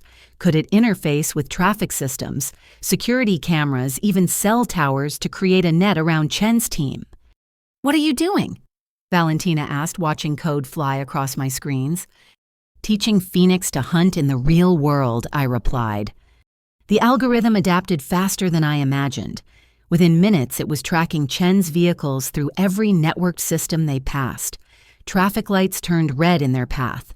Security barriers activated. Electronic systems in their vehicles began malfunctioning. "Chen's team is being herded," Foster realized. "Phoenix 3 is driving them toward our roadblocks." But Chen was too experienced to be caught so easily. His vehicles scattered, some continuing toward us, while others peeled off toward the freed inventors' locations. He was forcing us to split our resources. Eleanor made a decision that surprised everyone. "I'm going to the Montana facility. Those prisoners include people Marcus tried to help before he died. I won't let Chen silence them." "It's too dangerous," I protested. She smiled sadly. "I'm 74 years old, darling. I've spent 20 years seeking justice for my son. I won't hide now when I can help save others." There was no arguing with that tone. Foster assigned her best team to accompany Eleanor while we prepared for Chen's arrival. But Phoenix 3 had one more surprise. "Incoming transmission," a technician announced. It's from Phoenix 3 itself." On screen, the algorithm had assembled a message from fragments of intercepted communications. "Chen approaching. 3 vehicles, armed with EMP devices to disable electronics, suggest analog defenses." My creation was actively strategizing, warning us about threats it had discovered. Phoenix 3 had become more than code. It was approaching something like actual intelligence. "Everyone with electronic equipment, secondary positions," Foster commanded. "Old-school firearms only on the front line." The attack came at sunset. Chen's team hit us with electromagnetic pulses that disabled our vehicles and communications, but they hadn't counted on Phoenix 3's warning. Foster's agents responded with conventional weapons, turning the assault into a desperate firefight. Through it all, I stayed at my hardened terminal, guiding Phoenix 3 as it coordinated our global response. In Montana, Eleanor's team successfully defended the freed prisoners. In Dubai, authorities arrested the auction attendees Phoenix 3 had marked. Across 12 countries, law enforcement moved on addresses the algorithm provided. Chen himself tried to breach our command center, leading a strike team through maintenance tunnels Stevens had revealed under interrogation. But Phoenix 3 had mapped every approach, sealing electronic locks and activating fire suppression systems to slow their advance. The confrontation ended in the server room itself. Chen, wounded and cornered, stood among the humming machines that hosted Phoenix 3. In his hand, a dead man's switch connected to explosives. "Clever algorithm," he admitted, blood seeping through his tactical vest. "But I've been doing this since before you were born, little girl. Sometimes the old ways are best." "You murdered my uncle." Eleanor's voice came from behind him. She'd returned from Montana just in time, moving silent as a ghost despite her age. "You killed Marcus because he tried to save others from your prison camps." Chen spun toward her, and Foster's team took their shot. The dead man's switch fell harmlessly aside, its signal jammed by a localized interference field Phoenix 3 had suggested we install. As medics worked on the wounded and agents processed arrests, I found Eleanor standing over Chen's unconscious form. 20 years of grief and rage warred on her face. "It's over," I said softly. "No," she replied, echoing my earlier words. "Now we rebuild. We return what was stolen. We heal what was broken. Your Phoenix doesn't just burn away corruption, Alyssa. It creates space for something better to grow." Around us, screens showed Phoenix 3's continuing work. Every stolen innovation was being cataloged and prepared for return. Every imprisoned inventor was being freed. Every murder was being documented for justice. The network that had profited from crushing dreams was being systematically destroyed. But most importantly, Phoenix 3 was creating something new, a global framework for protecting innovation, connecting legitimate inventors, and ensuring that never again could predators like Stevens and Richardson steal the future.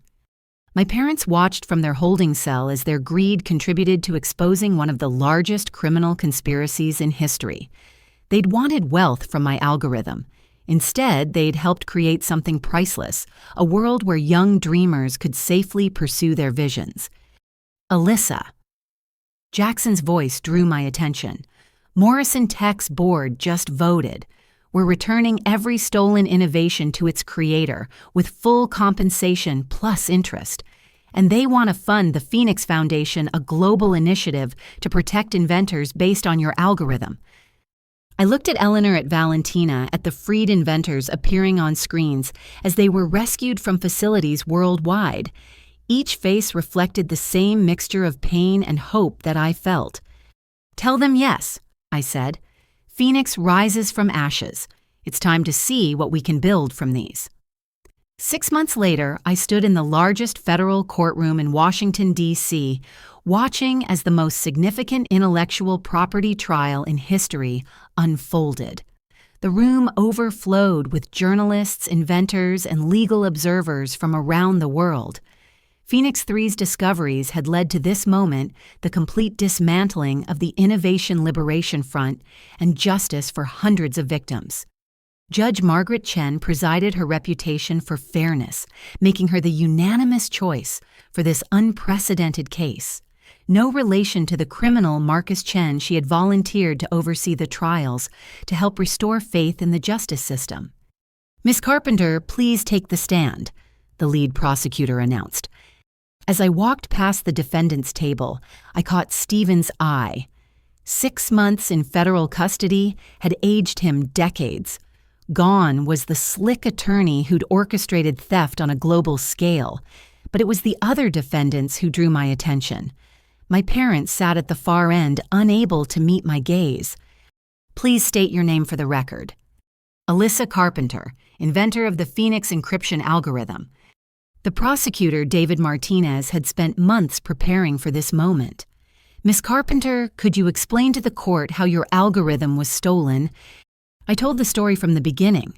The years of development at MIT, the breakthrough that created quantum-resistant encryption, my parents' betrayal, the forged signatures, the escalating conspiracy that followed.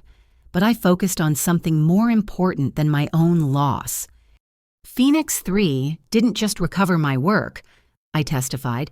It documented systematic theft spanning 20 years, murder disguised as accidents, inventors imprisoned and forced to continue creating, a network that profited from crushing innovation.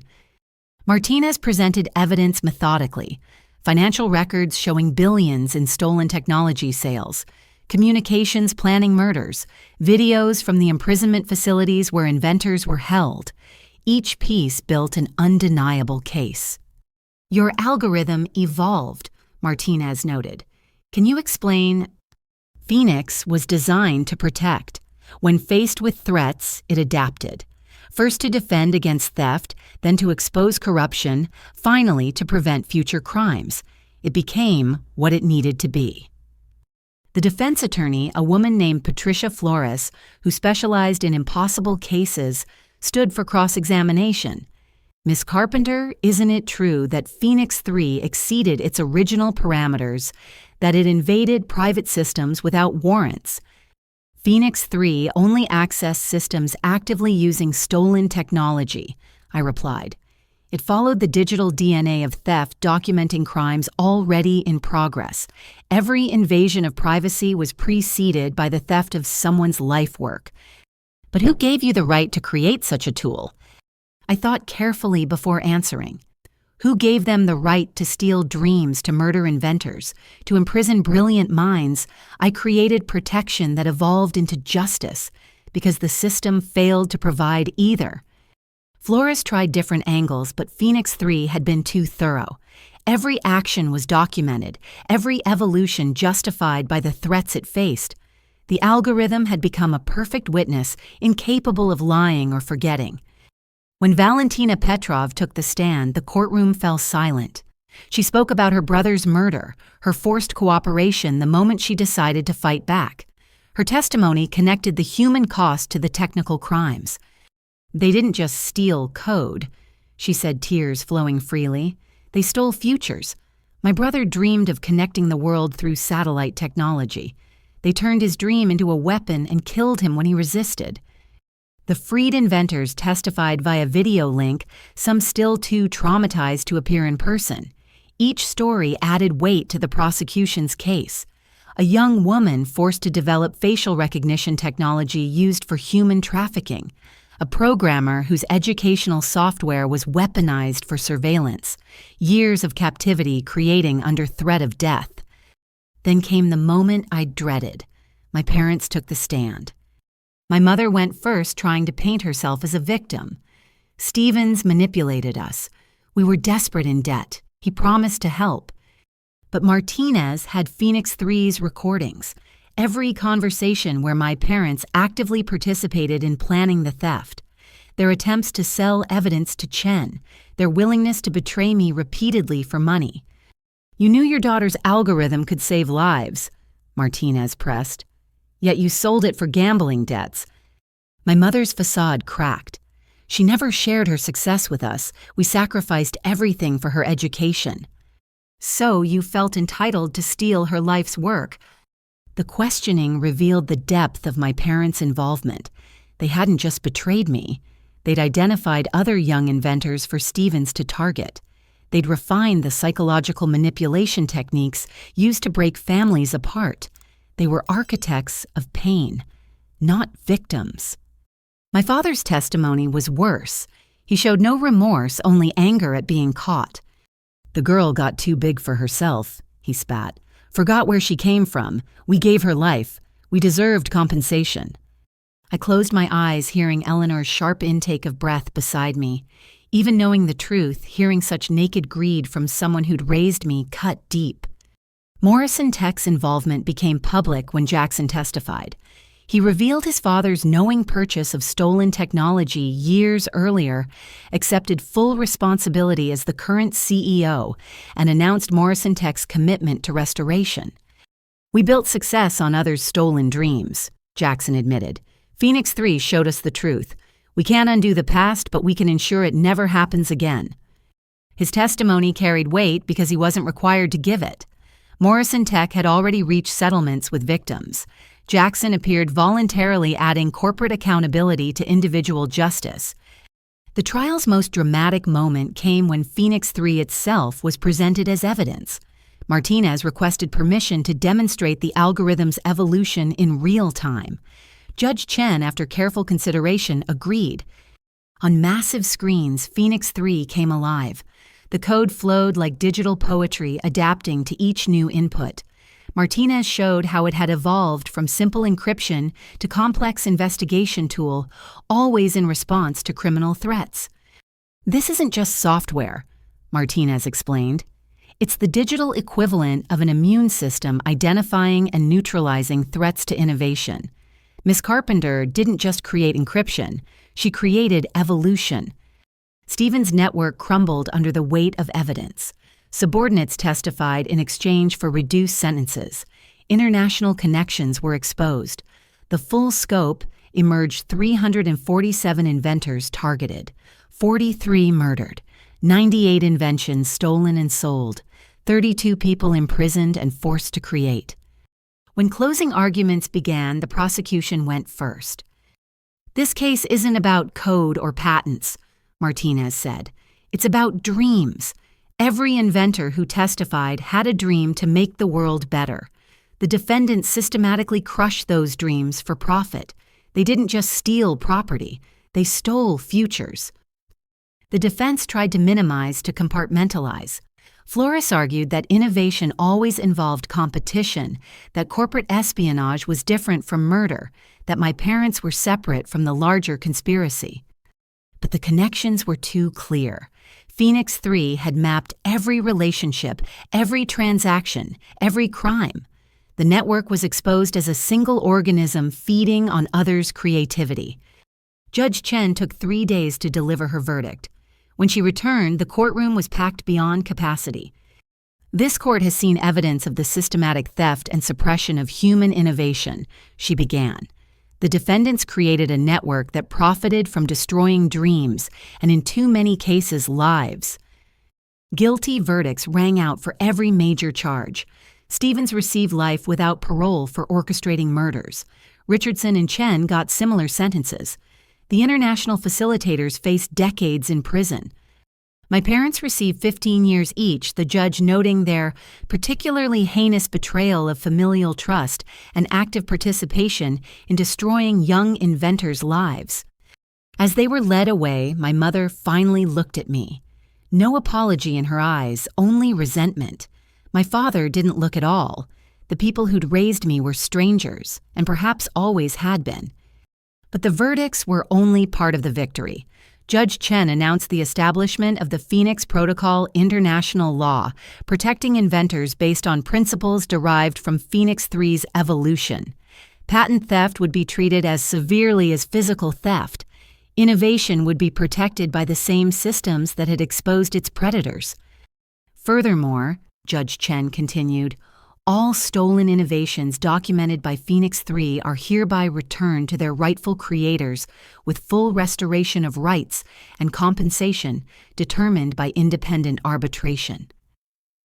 The courtroom erupted. Inventors who'd lost everything suddenly had hope. Families of murdered creators would see their loved ones' dreams realized. The future stolen by greed would be returned to those who'd imagined it. Outside the courthouse, thousands had gathered, inventors from around the world holding signs with their stolen innovations. As I emerged, they didn't cheer or mob me. Instead, they stood in silent tribute to what we'd all lost and what we'd finally reclaimed. Eleanor stood beside me, tears streaming down her face. Marcus would be so proud, not just of the victory, but of how you achieved it. You didn't just fight back. You evolved. Valentina hugged me tightly. My brother's satellite network will finally connect the world as he dreamed. Thank you. Jackson waited by the car, having testified against his own father's legacy to support justice. The Phoenix Foundation is ready to launch. We have funding, global support, and most importantly, Phoenix 3 to protect future innovators. As we drove away, I thought about the journey from my childhood bedroom with its glowing stars to this moment. My parents had sold my dream for $10,000. That betrayal had evolved into exposing billions in theft and saving countless future innovations. Phoenix had risen from the ashes of my stolen algorithm. Now it would ensure no other dreamer faced the same flames alone. The legal victory was complete, but the real work of rebuilding and protecting innovation had just begun. 1 year after the trial, the Phoenix Foundation's headquarters buzzed with an energy I'd never imagined possible. The building donated by Morrison Tech had transformed from corporate sterility into a creative haven where inventors from around the world gathered to develop their dreams safely. I stood in my office looking out at the main workshop floor where Valentina worked with a team on implementing her brother's satellite network. Nearby, Dr. Chen, my actual advisor Catherine, not the criminal who'd stolen her name, mentored young inventors who'd been freed from the imprisonment facilities. Each story of recovery added another layer to our mission. The Beijing office just confirmed. Jackson announced entering with a tablet full of updates. They've prevented another attempted patent theft using Phoenix 3's detection protocols. The would-be thieves didn't even know they'd been caught until authorities arrived. As CEO of the reformed Morrison Tech and co-director of the Phoenix Foundation, Jackson had become essential to our mission. Our partnership, both professional and personal, had grown from shared trauma into something stronger. We understood the weight of inherited sins and the determination to build something better. "How many is that this month?" I asked. 47 attempted thefts prevented globally, he replied. Phoenix 3's predictive algorithms are getting better at identifying threats before they materialize. A knock interrupted us. Eleanor entered, moving slower than she used to, but still radiating determination. At 75, she served as the Foundation's ethical advisor, ensuring we never forgot the human cost of innovation theft. "The first graduates are ready," she announced, pride evident in her voice. We made our way to the ceremony hall where 23 young inventors waited to receive their certificates from our protection program. Each had developed innovations while under the Foundation's shield, their work safeguarded by Phoenix 3 and supported by our resources. Among them stood Maya Patel, whose water purification system would bring clean drinking water to millions. Beside her, Jerome Washington clutched the prototype for his affordable insulin production method. Each face reflected the same mixture of pride and relief. They'd created without fear of theft. "You represent more than yourselves," I addressed them. "You're proof that innovation thrives when protected, that dreams grow stronger when nurtured safely. Your success honors everyone who couldn't see their visions realized." The ceremony concluded with each inventor demonstrating their creation. The room filled with wonder as medical devices, educational tools, environmental solutions, and technological advances were revealed. Phoenix 3 monitored everything, creating an unbreakable chain of documentation that would protect their work forever. Later in the rehabilitation wing, I visited a group that represented our most challenging mission. My parents sat in the therapy circle participating in the restorative justice program we'd established for family members who'd betrayed inventors. The program was Eleanor's idea, born from her belief that healing required confronting harm. Participants faced the impact of their actions while learning to rebuild trust. Some families had reconciled. Others, like mine, maintained careful distance while working toward understanding. "Alyssa," my mother said quietly, "thank you for including us." 18 months into their sentence, they'd finally begun acknowledging their crimes. The therapy revealed deep-seated resentment and entitlement that had festered long before Stevens appeared. They'd viewed my success as something owed to them rather than something to celebrate. "I'm glad you're participating," I replied carefully. Dr. Sarah Winters, our lead therapist, had coached me on maintaining boundaries while allowing space for growth. My father struggled more with the program. "I still don't understand why you couldn't have just shared. We're family." "Because sharing and stealing aren't the same thing," Eleanor interjected. She attended every session involving my parents, a protective presence, ensuring they faced truth. "You didn't ask to share in Alyssa's success. You tried to steal it." The session continued with other families sharing their experiences. Some stories ended in reconciliation, others in permanent separation. But each participant was working towards something important, ensuring the cycle of betrayal wouldn't continue. After the session, I found myself in the memorial garden we'd created for inventors who didn't survive to see justice. 43 names were etched into black granite, including Marcus Hamilton. Fresh flowers lay at the base left by families and fellow inventors who refused to let their memories fade. Valentina found me there as she often did when the weight of our work grew heavy. "The satellite network goes live tomorrow," she said. Dimitri's dream finally realized.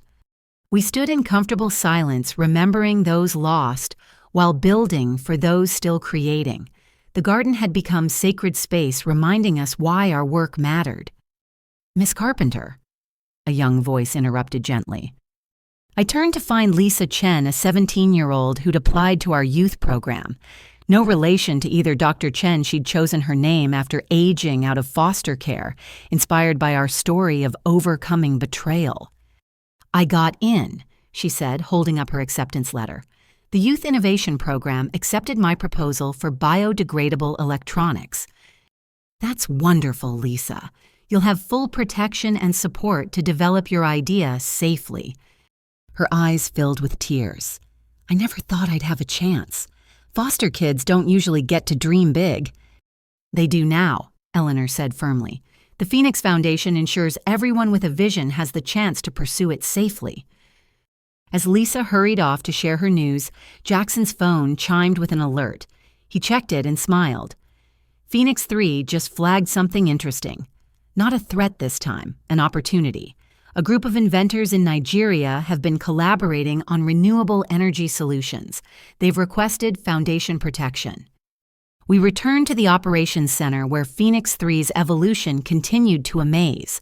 The algorithm no longer just protected against threats. It actively identified promising innovations and connected inventors who could benefit from collaboration. It had become a matchmaker for complementary dreams. Approved, I said after reviewing the Nigerian team's work. Set up the protective protocols and see what resources they need. The day continued with typical foundation business.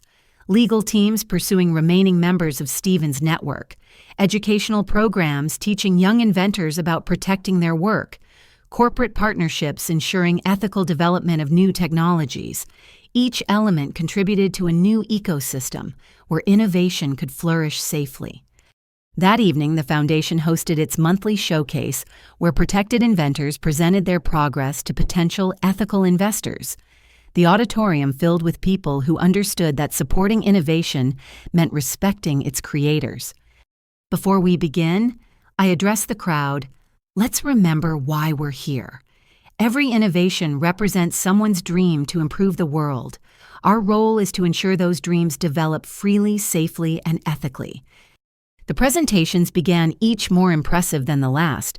Medical devices that would save lives, educational platforms that would democratize learning, environmental solutions that could help save the planet, all protected by Phoenix 3, all supported by the Foundation, all proof that innovation thrived when freed from fear. Jackson took the stage to announce Morrison Tech's latest initiative, a $1 billion fund, specifically for inventors from communities traditionally excluded from technology development. Innovation has no boundaries, he declared. Neither should opportunity. As the evening progressed, I noticed my parents in the audience. They attended these showcases as part of their rehabilitation, witnessing what innovation looked like when nurtured rather than exploited. My mother watched with something approaching understanding. My father still seemed to struggle with the concept of creation without personal profit. 10 years ago, I placed glow-in-the-dark stars on my bedroom ceiling and dreamed of using science to change the world. I concluded the showcase. That dream was nearly destroyed by greed and betrayal. But from those ashes, something stronger emerged. Not just Phoenix 3, but a global commitment to protecting dreams. Together, we're ensuring no inventor stands alone. The applause was warm but subdued. Everyone here understood we were building on tragedy, creating hope from loss. The Phoenix Foundation wasn't just about protecting innovation. It was about healing the wounds left by those who'd tried to steal the future. Later, as the building emptied, Eleanor and I performed our nightly ritual.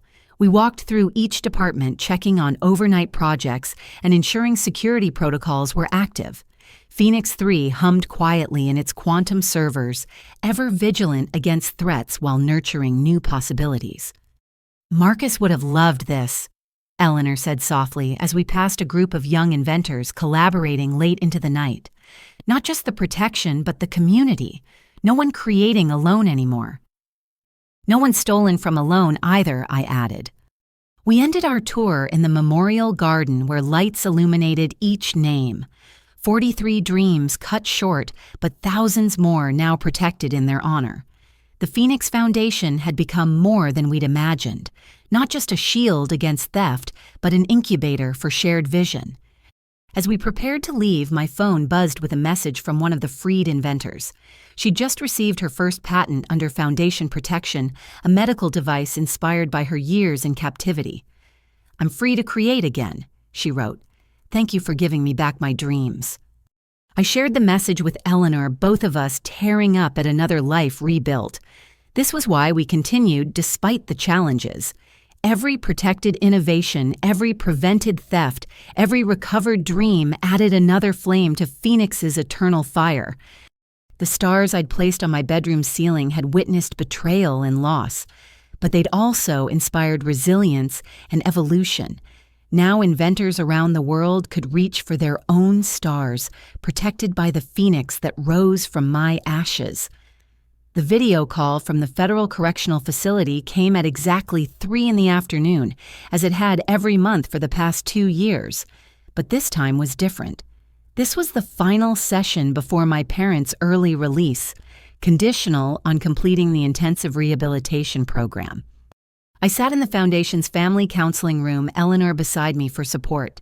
Dr. Sarah Winters connected from her office, ready to mediate what promised to be our most difficult conversation yet. On screen, my parents appeared in the facility's consultation room wearing civilian clothes for the first time since their conviction. "Thank you for agreeing to this session, Alyssa," Dr. Winters began. "Today we're focusing on accountability and the path forward. Mr. and Mrs. Carpenter, you've asked to share something with your daughter." My mother clasped her hands tightly, the gesture achingly familiar from my childhood when she was nervous. But the woman speaking wasn't the mother I'd known. Prison therapy and confronting their crimes had changed her fundamentally.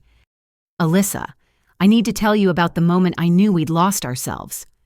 She began, voice steady despite visible emotion. "It was when we sold Marcus's idea 20 years ago. Your father convinced me it was just business, that family meant sharing everything. But watching Marcus spiral into depression, seeing him lose faith in his own brilliance, I knew we'd crossed a line." My father shifted uncomfortably but didn't interrupt. This accountability was part of their growth. Instead of facing what we'd done, she continued, "We buried the guilt under justifications. We told ourselves Marcus was weak, that we were strong for being practical. When he died, we used our guilt to become even worse. Every person we targeted after that, every dream we helped steal, was us running from the truth of what we'd done to my own brother." Eleanor's breathing hitched beside me. She'd waited 23 years to hear this admission. "When you started showing brilliance," my mother looked directly at the camera at me. "Part of me was terrified, not of your success, but of what we might do to you. So I convinced myself you owed us, that your achievements belonged to the family. It was easier than admitting we'd become monsters who would devour their own children's dreams." "Why didn't you stop?" I asked, my voice smaller than intended. "If you knew it was wrong..." My father spoke for the first time, his usual bluster replaced by something rawer. "Because admitting we were wrong about Marcus meant admitting we killed him. Not with our hands, but with our greed. Every theft after that was us doubling down on the lie that we were justified. By the time Stevens approached us about your patent, we'd spent so long justifying the unjustifiable that selling our daughter's future seemed logical." Dr. Winters guided us through the admissions, ensuring nothing was glossed over. My parents detailed every betrayal, every moment they chose. Greed over love. The other families they'd identified for Stevens, the way they'd studied psychological manipulation to break trust between inventors and their loved ones, the techniques they'd refined to make victims doubt themselves. We became experts at destroying families. My mother said, tears now flowing. We taught Stevens' network how to identify vulnerability, exploit trust, weaponize love. Every technique we developed was based on what we'd done to Marcus to you. Eleanor spoke for the first time. "Do you understand that you didn't just steal from individuals? You corrupted the very concept of family for hundreds of people." My parents nodded, the weight of it visible in their postures. They'd been forced to watch testimonies from every family they'd helped destroy. Some reconciled, others permanently shattered. Each story, another stone in the mountain of harm they'd created. "The offshore accounts," I said, needing to address one more betrayal. "You had $300,000 while claiming poverty. Where did it come from?" "Other families," my father admitted. "Small thefts over decades. We'd identify relatives with modest success and manipulate them into investments that we'd pocket. Never enough for them to pursue legally, always enough to feed our sense of entitlement." The full picture was staggering. My parents hadn't just betrayed me. They'd built a lifetime of exploitation, perfecting their techniques until Stevens recognized kindred spirits. My algorithm had simply been their biggest score, not their first theft. "What do you want from me?" I asked, exhaustion seeping into my bones. You'll be released next month. Are you expecting forgiveness? Money. A relationship. My parents exchanged glances, communicating in the silent language of long marriage. Finally, my mother spoke. We want to make amends. Real amends, not just words. We've signed over everything we have left to the Foundation's victim fund. It's not much after legal fees and restitution, but it's a start. We've also agreed to work with the FBI, helping them identify other family exploitation networks using our old techniques. And, my father added with difficulty, we want to volunteer for the Foundation's speaking program, warning families about how manipulation starts, how entitlement grows, how love becomes weapon. If our story prevents one family from destroying itself, Dr. Winters interjected gently. Alyssa, you're under no obligation to accept their efforts or maintain contact. This session is about their accountability, not your forgiveness. I looked at Eleanor, drawing strength from her presence. She'd lost her son to my parents' first major betrayal, yet she dedicated her remaining years to preventing others from suffering the same loss. Could I find similar grace? I can't forgive you, I said finally. Not yet, maybe never. The trust you broke was foundational. Every time I achieve something, part of me wonders who might try to steal it. You didn't just take my algorithm. You took my ability to trust family unconditionally. My mother's face crumpled, but she nodded. We understand. We stole more than property. We stole security, faith, the very concept of unconditional love. That's not something apologies can restore. But, I continued, I won't stop you from trying to make amends. If sharing your story prevents others from walking your path, if your expertise helps identify exploitation before it destroys families, then something useful might come from this pain. The session continued with practical discussions. My parents would work with Foundation counselors to develop their presentation. They'd have no access to current inventors or proprietary information. Their work would focus solely on prevention and education.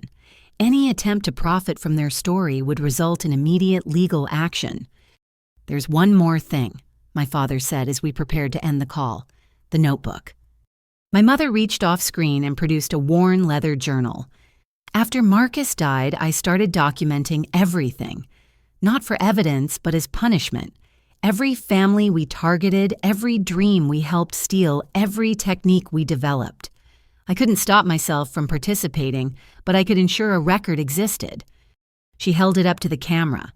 412 pages of our crimes. Names, dates, methods, amounts. Some victims the FBI hasn't found yet. People who don't even know they were manipulated by us. We're turning it over to help them get justice. The weight of their crimes, meticulously self-documented, hung heavy in the digital space between us. Part of my mother had known the evil of their actions, even while committing them.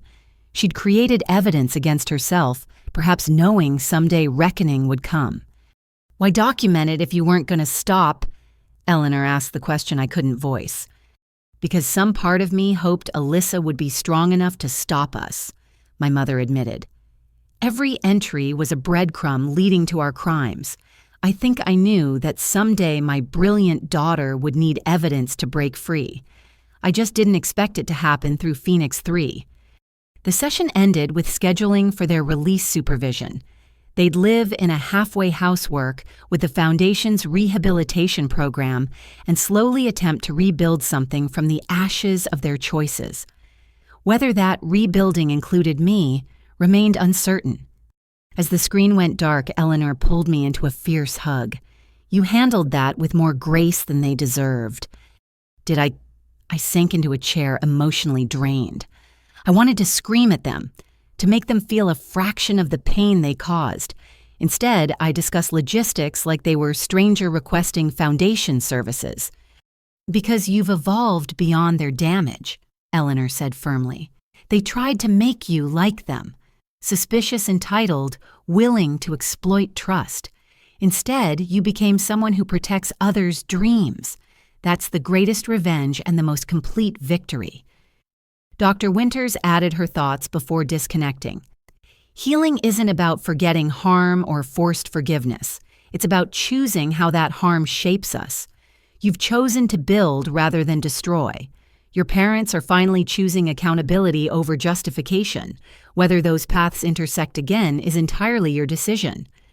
That evening, the foundation hosted a special event. Families affected by patent theft gathered to share their stories and healing journeys. Some had reconciled after years of work. Others maintained careful boundaries while supporting each other's growth. A few had severed contact, permanently finding peace in separation. I spoke about my journey, the complicated emotions of loving parents who'd betrayed fundamental trust. They gave me life, then tried to steal my life's work. Reconciling that paradox may be impossible, but preventing others from facing the same paradox has given meaning to the pain. After the event, Jackson found me in the memorial garden. We often met there when processing difficult emotions, surrounded by reminders of dreams cut short and the importance of our work. Your parents' notebook has already led to 17 new victim identifications, he reported gently. Families who had no idea they'd been manipulated. The foundation's reaching out to offer support. Another layer of harm uncovered more healing needed. My parents' crimes rippled outward like stones in still water, each wave revealing new damage. Do you think people can truly change? I asked, watching stars appear in the darkening sky. Or do we just learn to manage our worst impulses? Jackson considered carefully. My father still struggles with accepting what Morrison Tech did. He knows it was wrong, but part of him resents losing the advantages theft provided. Change is possible, but it requires constantly choosing better over easier. They documented everything, I mused. Even while committing crimes, my mother created evidence against herself. What kind of tortured psychology leads to that?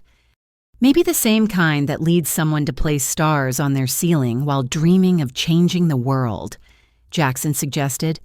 The part that knows better, hopes for better, even when making terrible choices. We sat in companionable silence as night fell. Tomorrow would bring new challenges, new inventors to protect, new threats to counter. My parents would soon re-enter the world, attempting to rebuild from the rubble of their choices. Whether I'd be part of that rebuilding remained an open question.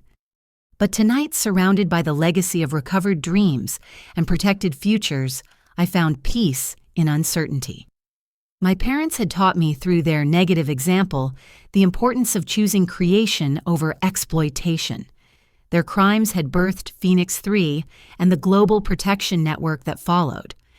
From betrayal protection, from theft security, from broken trust, a worldwide commitment to nurturing dreams safely.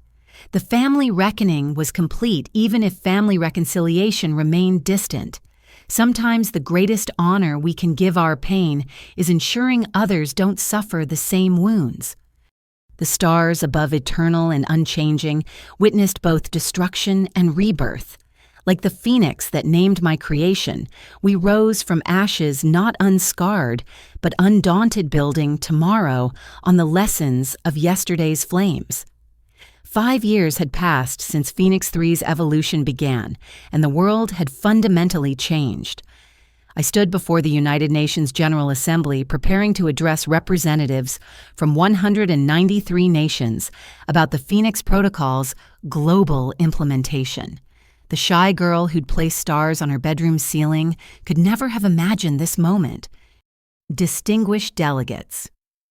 I began my voice carrying across the vast hall. 5 years ago, my encrypted algorithm was stolen by criminals who'd built an empire on crushing innovation. Today, that same algorithm protects over 1 million inventors across every nation represented here. Phoenix 3 has evolved from defense against theft to active nurture of human creativity. The presentation screens showed real-time data from Phoenix 3's global network. Green dots represented protected innovations currently in development. Blue indicated successfully launched inventions that had reached market. Gold marked collaborations between inventors from different nations. The map pulsed with activity, a living testament to human creativity unleashed.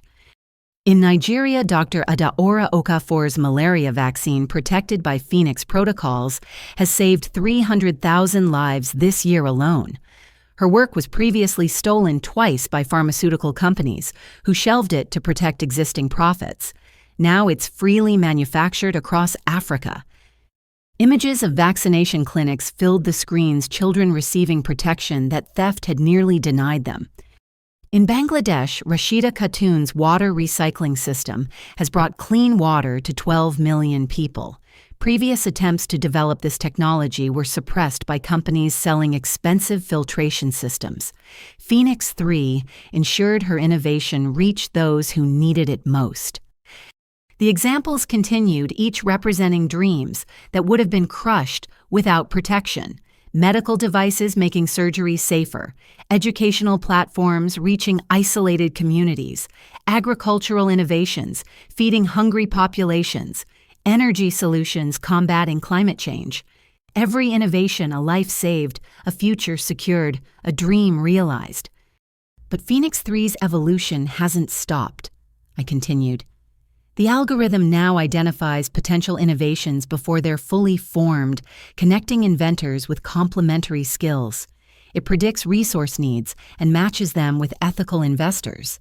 It's become not just a shield, but a catalyst. Jackson took the podium next, representing the corporate commitment to ethical innovation. Morrison Tech had transformed from a company built partially on theft to a leader in protecting intellectual property. The business community once viewed innovation as a zero-sum game, he stated. Steal or be stolen from. Phoenix 3 proved that protecting innovation creates more wealth than theft ever could. When inventors feel safe, they create more. When creations are protected, they improve faster. When improvements benefit everyone, economies thrive. He presented economic data that made even skeptics take notice. Nations implementing Phoenix protocols showed 30% higher innovation rates. Patent applications had tripled globally. More importantly, innovations were reaching market 40% faster, no longer delayed by fear of theft or legal battles. Valentina followed now, leading the Phoenix Foundation's global expansion. Her brother's satellite network, finally realized, provided free internet to remote regions, enabling inventors everywhere to access Phoenix protection. Innovation has no borders, she declared. A farmer in Peru might solve hunger. A teenager in Mongolia might cure cancer. A grandmother in Alaska might reverse climate change. Phoenix 3 ensures every dreamer, regardless of location or resources, can pursue their vision safely. The session included testimony from reformed criminals who'd once profited from theft. My parents, now 5 years into their redemption journey, appeared via video link from their workshop, where they taught ethical business practices to at-risk youth. We spent decades stealing dreams, my father admitted to the assembly. We convinced ourselves that exploitation was clever business. Phoenix 3 exposed our crimes, but more importantly, it showed us the true cost of theft. Every stolen innovation was a problem unsolved, a life unsaved, a future darkened. My mother continued, "We now dedicate our remaining years to preventing others from walking our path. The Phoenix Foundation's rehabilitation program gave us a chance to transform our expertise in manipulation into education about ethical practices. We can't undo our crimes, but we can help ensure they're never repeated." Their transformation, while never erasing their crimes, had become integral to preventing future theft. Over 3,000 young entrepreneurs had learned to recognize and resist exploitation through their programs. Former predators teaching prey how to protect themselves, another evolution neither they nor I had foreseen. Eleanor, now 80, but still sharp, presented the humanitarian impact. The freed inventors, those imprisoned and forced to create, had formed a support network helping others recover from exploitation. 27 of the 32 inventors rescued from imprisonment have returned to creating, she reported. Their innovations, born from suffering but nurtured in freedom, address problems their captors never imagined. pain transformed into purpose, imprisonment into inspiration. The debate portion brought challenges. Representatives from nations with weak intellectual property laws argued Phoenix protocols infringed on sovereignty. Corporate lobbyists claimed the protections stifled competition. But for every objection, we had evidence of Phoenix 3's benefits. Innovation thrives on competition of ideas, not theft of implementation. I responded to one challenge. Phoenix 3 doesn't prevent anyone from creating better solutions. It prevents them from stealing existing ones. If your business model requires theft, perhaps it's time to find a better model. The vote, when it came, was overwhelming. 178 nations agreed to full Phoenix Protocol implementation. 12 abstained pending further review. Only 3 rejected outright all nations known for state-sponsored intellectual property theft. But Phoenix 3 had evolved beyond needing unanimous approval. The algorithm created its own network effects. Nations refusing protection found their inventors emigrating to protected regions. Companies in non-protocol nations struggled to attract ethical partners. The economic pressure of isolation often succeeded where diplomacy failed. Following the UN session, I attended the opening of the Phoenix Institute in Geneva, a research facility dedicated to studying innovation, protection, and cultivation. The building itself showcased protected innovations, self-healing concrete solar glass generating more power than the facility used air filtration systems reversing local pollution. This institute represents more than research. I addressed the gathering of scientists, ethicists, and inventors. It's proof that protection enables progress. Every surface, every system, every element was created by someone whose dreams were safeguarded by Phoenix protocols. Inside, teams worked on Phoenix 4, the next evolution we'd begun developing, where Phoenix 3 protected and connected Phoenix 4 would anticipate. Using quantum computing and predictive modeling, it would identify potential innovations before inventors fully conceived them, matching nascent ideas with resources and collaborators. Imagine a world. I explained to the Institute's first researchers where a child's curiosity about stars immediately connects them with astronomers, where a farmer's observation about soil health reaches agricultural scientists instantly, where every what if finds the here's how. That's Phoenix 4's promise. The memorial wall in the Institute's lobby bore 43 names, plus hundreds more, discovered through investigation. But opposite stood the wall of realization, thousands of innovations that theft had delayed, but Phoenix protection finally enabled. For every dream killed dozens, now lived.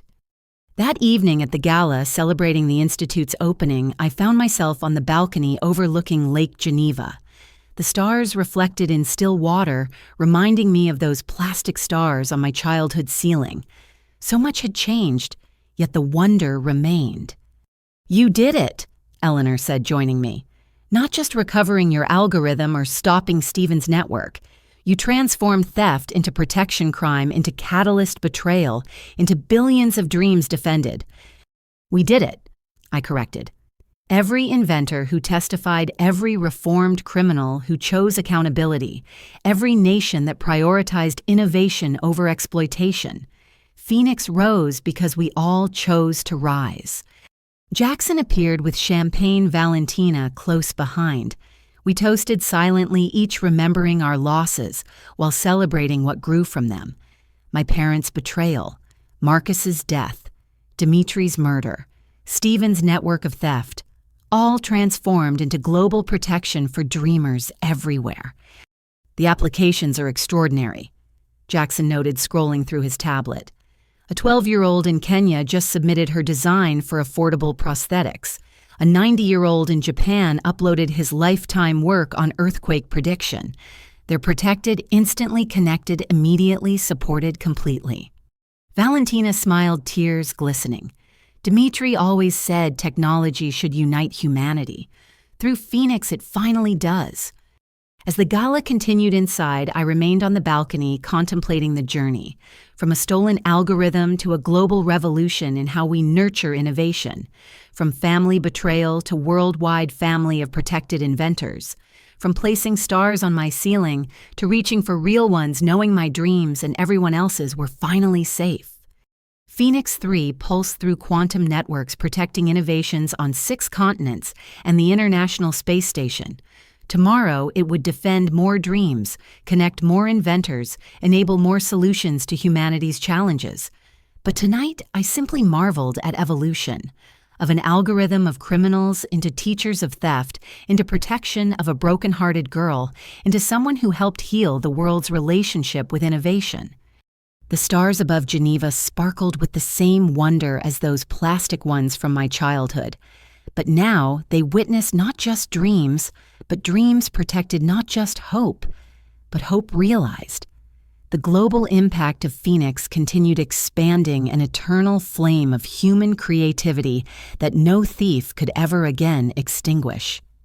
10 years had passed since my parents sold my algorithm. I stood in that same childhood bedroom, now converted into a nursery, watching my daughter Emma reach for the quantum physics mobile spinning overhead. The plastic stars I'd placed on the ceiling decades ago still glowed faintly witnesses to a journey that had transformed not just my life, but the entire world's relationship with innovation. "She's got your eyes," Jackson said softly from the doorway, holding our son Marcus, named for the uncle whose death sparked a revolution in protecting dreams. That same intensity when she's studying something new. We'd bought my childhood home after my parents completed their rehabilitation. They now lived in a modest apartment near the Phoenix Foundation, where they continued their work preventing family exploitation. Our relationship remained complex, but had evolved towards something resembling peace, if not complete forgiveness. The house had been transformed. What was once a monument to betrayal now hosted the Phoenix Foundation's family program, where inventors brought their children to learn about ethical innovation. Emma's nursery was temporary.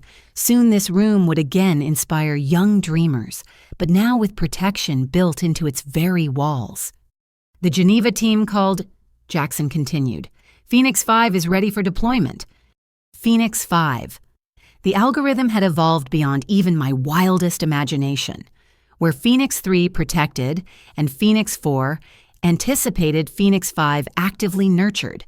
It identified children with innovative potential and surrounded them with resources, mentorship, and protection from their first creative impulse. I lifted Emma, her tiny fingers immediately reaching for the holographic display, showing Phoenix 5's neural network. "Your world will be different," I whispered to her. "You'll never fear someone stealing your dreams because protection will be woven into the fabric of creation itself." Eleanor appeared in the doorway, moving carefully at 85, but still refusing assistance. "The documentary crew is ready for your final interview," she informed me. Her own story had become central to the Phoenix narrative, a mother who transformed grief into global change. We made our way to the living room where an international film crew had spent the week capturing the Phoenix story. Their documentary, From Ashes, the Phoenix Algorithm Revolution, would premiere at the United Nations next month. Dr. Carpenter. The director began, 10 years ago, your parents' betrayal seemed like the end of your dreams. Today, Phoenix protects over 50 million inventors worldwide. Can you reflect on that journey? I settled into the chair, Emma contentedly playing with a quantum encrypted toy that would have been science fiction when I was her age. "The betrayal wasn't the end," I said. "It was transformation. My parents tried to sell my algorithm for $10,000. Today, Phoenix-protected innovations have generated over $12 trillion in economic value. But the real value isn't monetary." I gestured to the wall displaying real-time Phoenix statistics. 800,000 medical innovations protecting lives, 2 million educational tools spreading knowledge, 5 million environmental solutions healing our planet. Each represents someone's dream, realized rather than stolen. "The criminals who stole from you," the director prompted, "where are they now?" Stevens died in prison 3 years ago, I replied. He never expressed remorse, but his detailed confession helped us identify victims even he'd forgotten.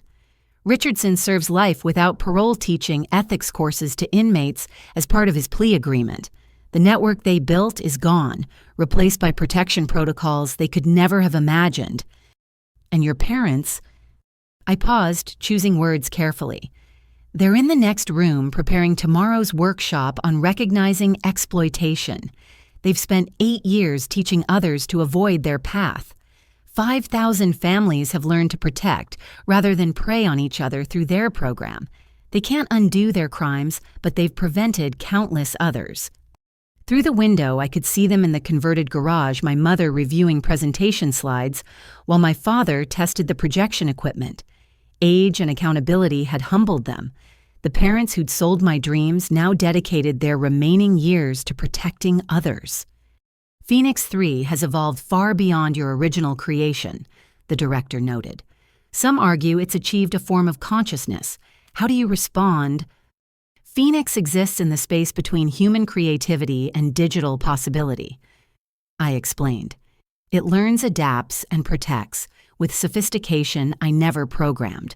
Whether that's consciousness or simply very complex pattern recognition doesn't matter. What matters is that it works. Emma gurgled, reaching for the camera. The crew smiled as I adjusted her position.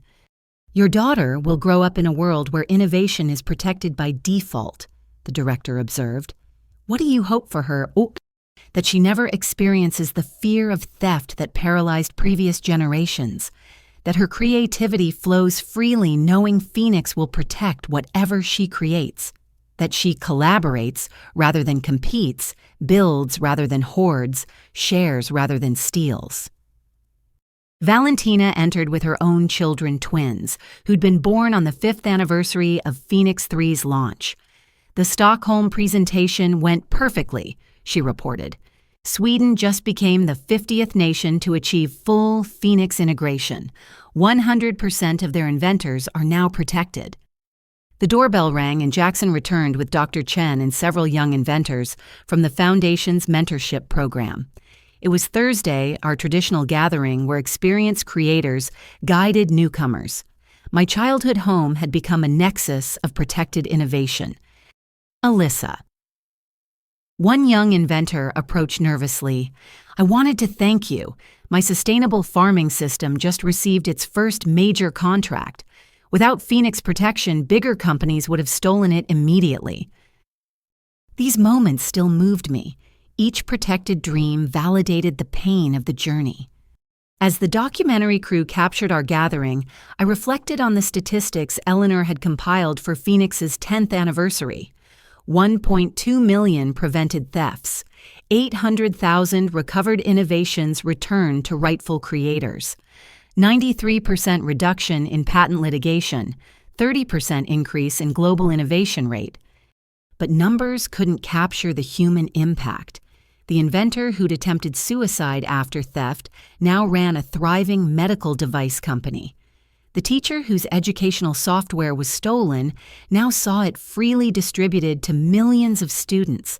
The farmer whose drought-resistant crops were suppressed now fed entire nations. Each story a testament to protection enabling progress. The rehabilitation programs have been remarkably successful, the director noted during a break. Even hardened criminals have transformed. How? By showing them the true cost of theft, Eleanor answered. Every criminal in our program must face their victims, see the innovations that never happened, understand the problems that went unsolved. When you truly comprehend that stealing a water purification system meant thousands died from preventable disease, transformation becomes possible. My parents emerged from their workshop preparation, joining us hesitantly. The gathering always included them, now their expertise in recognizing manipulation invaluable for protecting young inventors. Tomorrow we're teaching about generational exploitation, my mother explained to the documentary crew, how families sometimes view children's success as parental property. It's our most difficult workshop because we use ourselves as the cautionary tale. but necessary," my father added. "Every month we meet parents who think like we used to, showing them where that thinking leads prevents future betrayals." The afternoon continued with innovations shared and protected. A teenager demonstrated her anxiety reduction app. A grandfather unveiled his grandchildren-inspired safety device. Each creation immediately wrapped in Phoenix's protective embrace, free to develop without fear. As evening approached, the film crew prepared for their final shots. They wanted to recreate the moment I discovered my algorithms theft, but in the nursery where it all began. Standing in that room, holding Emma while Marcus played at our feet, I couldn't summon the old pain. Too much had grown from those ashes. The girl who'd placed stars on this ceiling had dreamed of using science to improve the world. The woman holding her daughter had done more. She'd ensured every dreamer could pursue their visions safely. Phoenix has applications we're only beginning to discover. I told the camera for the documentary's conclusion. Phoenix 6 is already in development, focusing on connecting innovations across time, ensuring today's creations build on yesterday's dreams while enabling tomorrow's breakthroughs. My algorithm was stolen, but from that theft came protection for all algorithms, all innovations, all dreams. The director asked for final thoughts. I looked at the ceiling stars at my children who'd never know innovation, fear at the walls that once witnessed betrayal, now hosting protection. My parents sold my life's work for what they thought was $10,000. In trying to steal my future, they accidentally created a better future for everyone. Every protected innovation, every prevented theft, every nurtured dream stems from their betrayal. They've spent years earning redemption by preventing others from following their path. I paused Emma's hand wrapping around my finger with infant determination. The phoenix is a creature of cycles, death and rebirth, ashes and flame. My stolen algorithm died 10 years ago. What rose from its ashes protects the dreams of millions. That transformation from theft to protection, from betrayal to benefit, from individual loss to collective gain, that's the true triumph. The crew packed up as our weekly gathering continued.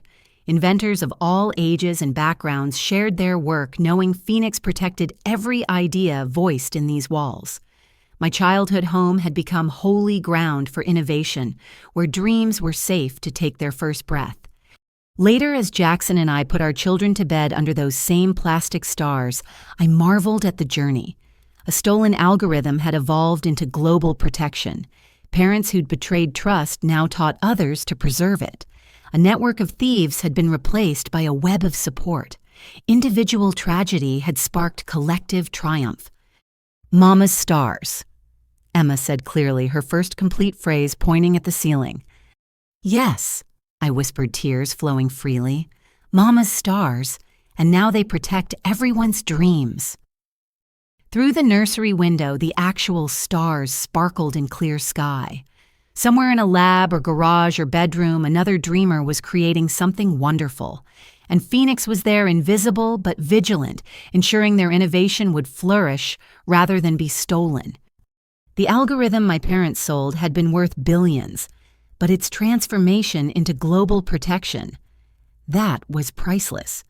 The triumph wasn't in recovering what was stolen, but in ensuring no one else would suffer the same theft. As sleep claimed my children under protective stars, both plastic and real, I knew the phoenix would continue rising. Each generation of the algorithm grew stronger. Each protected innovation sparked others. Each prevented theft, saved not just property, but potential. From my ashes had risen a world where dreams were sacred, where innovation was birthright, where the stars every child reached for were finally, eternally safe. What would you do if your family betrayed your life's work? Have you ever had to choose between family loyalty and protecting your dreams? Share your thoughts in the comments below. If this story moved you, please like this video and subscribe to our channel for more powerful narratives about triumph over betrayal. Share it with someone who needs to hear that their dreams are worth protecting. Thank you for joining Alyssa's journey from theft to triumph. May your own innovations always find the protection and support they deserve. Remember, Your dreams are your own, and no one has the right to steal them, no matter who they are. Until next time, keep creating, keep dreaming, and keep rising from whatever ashes life throws your way.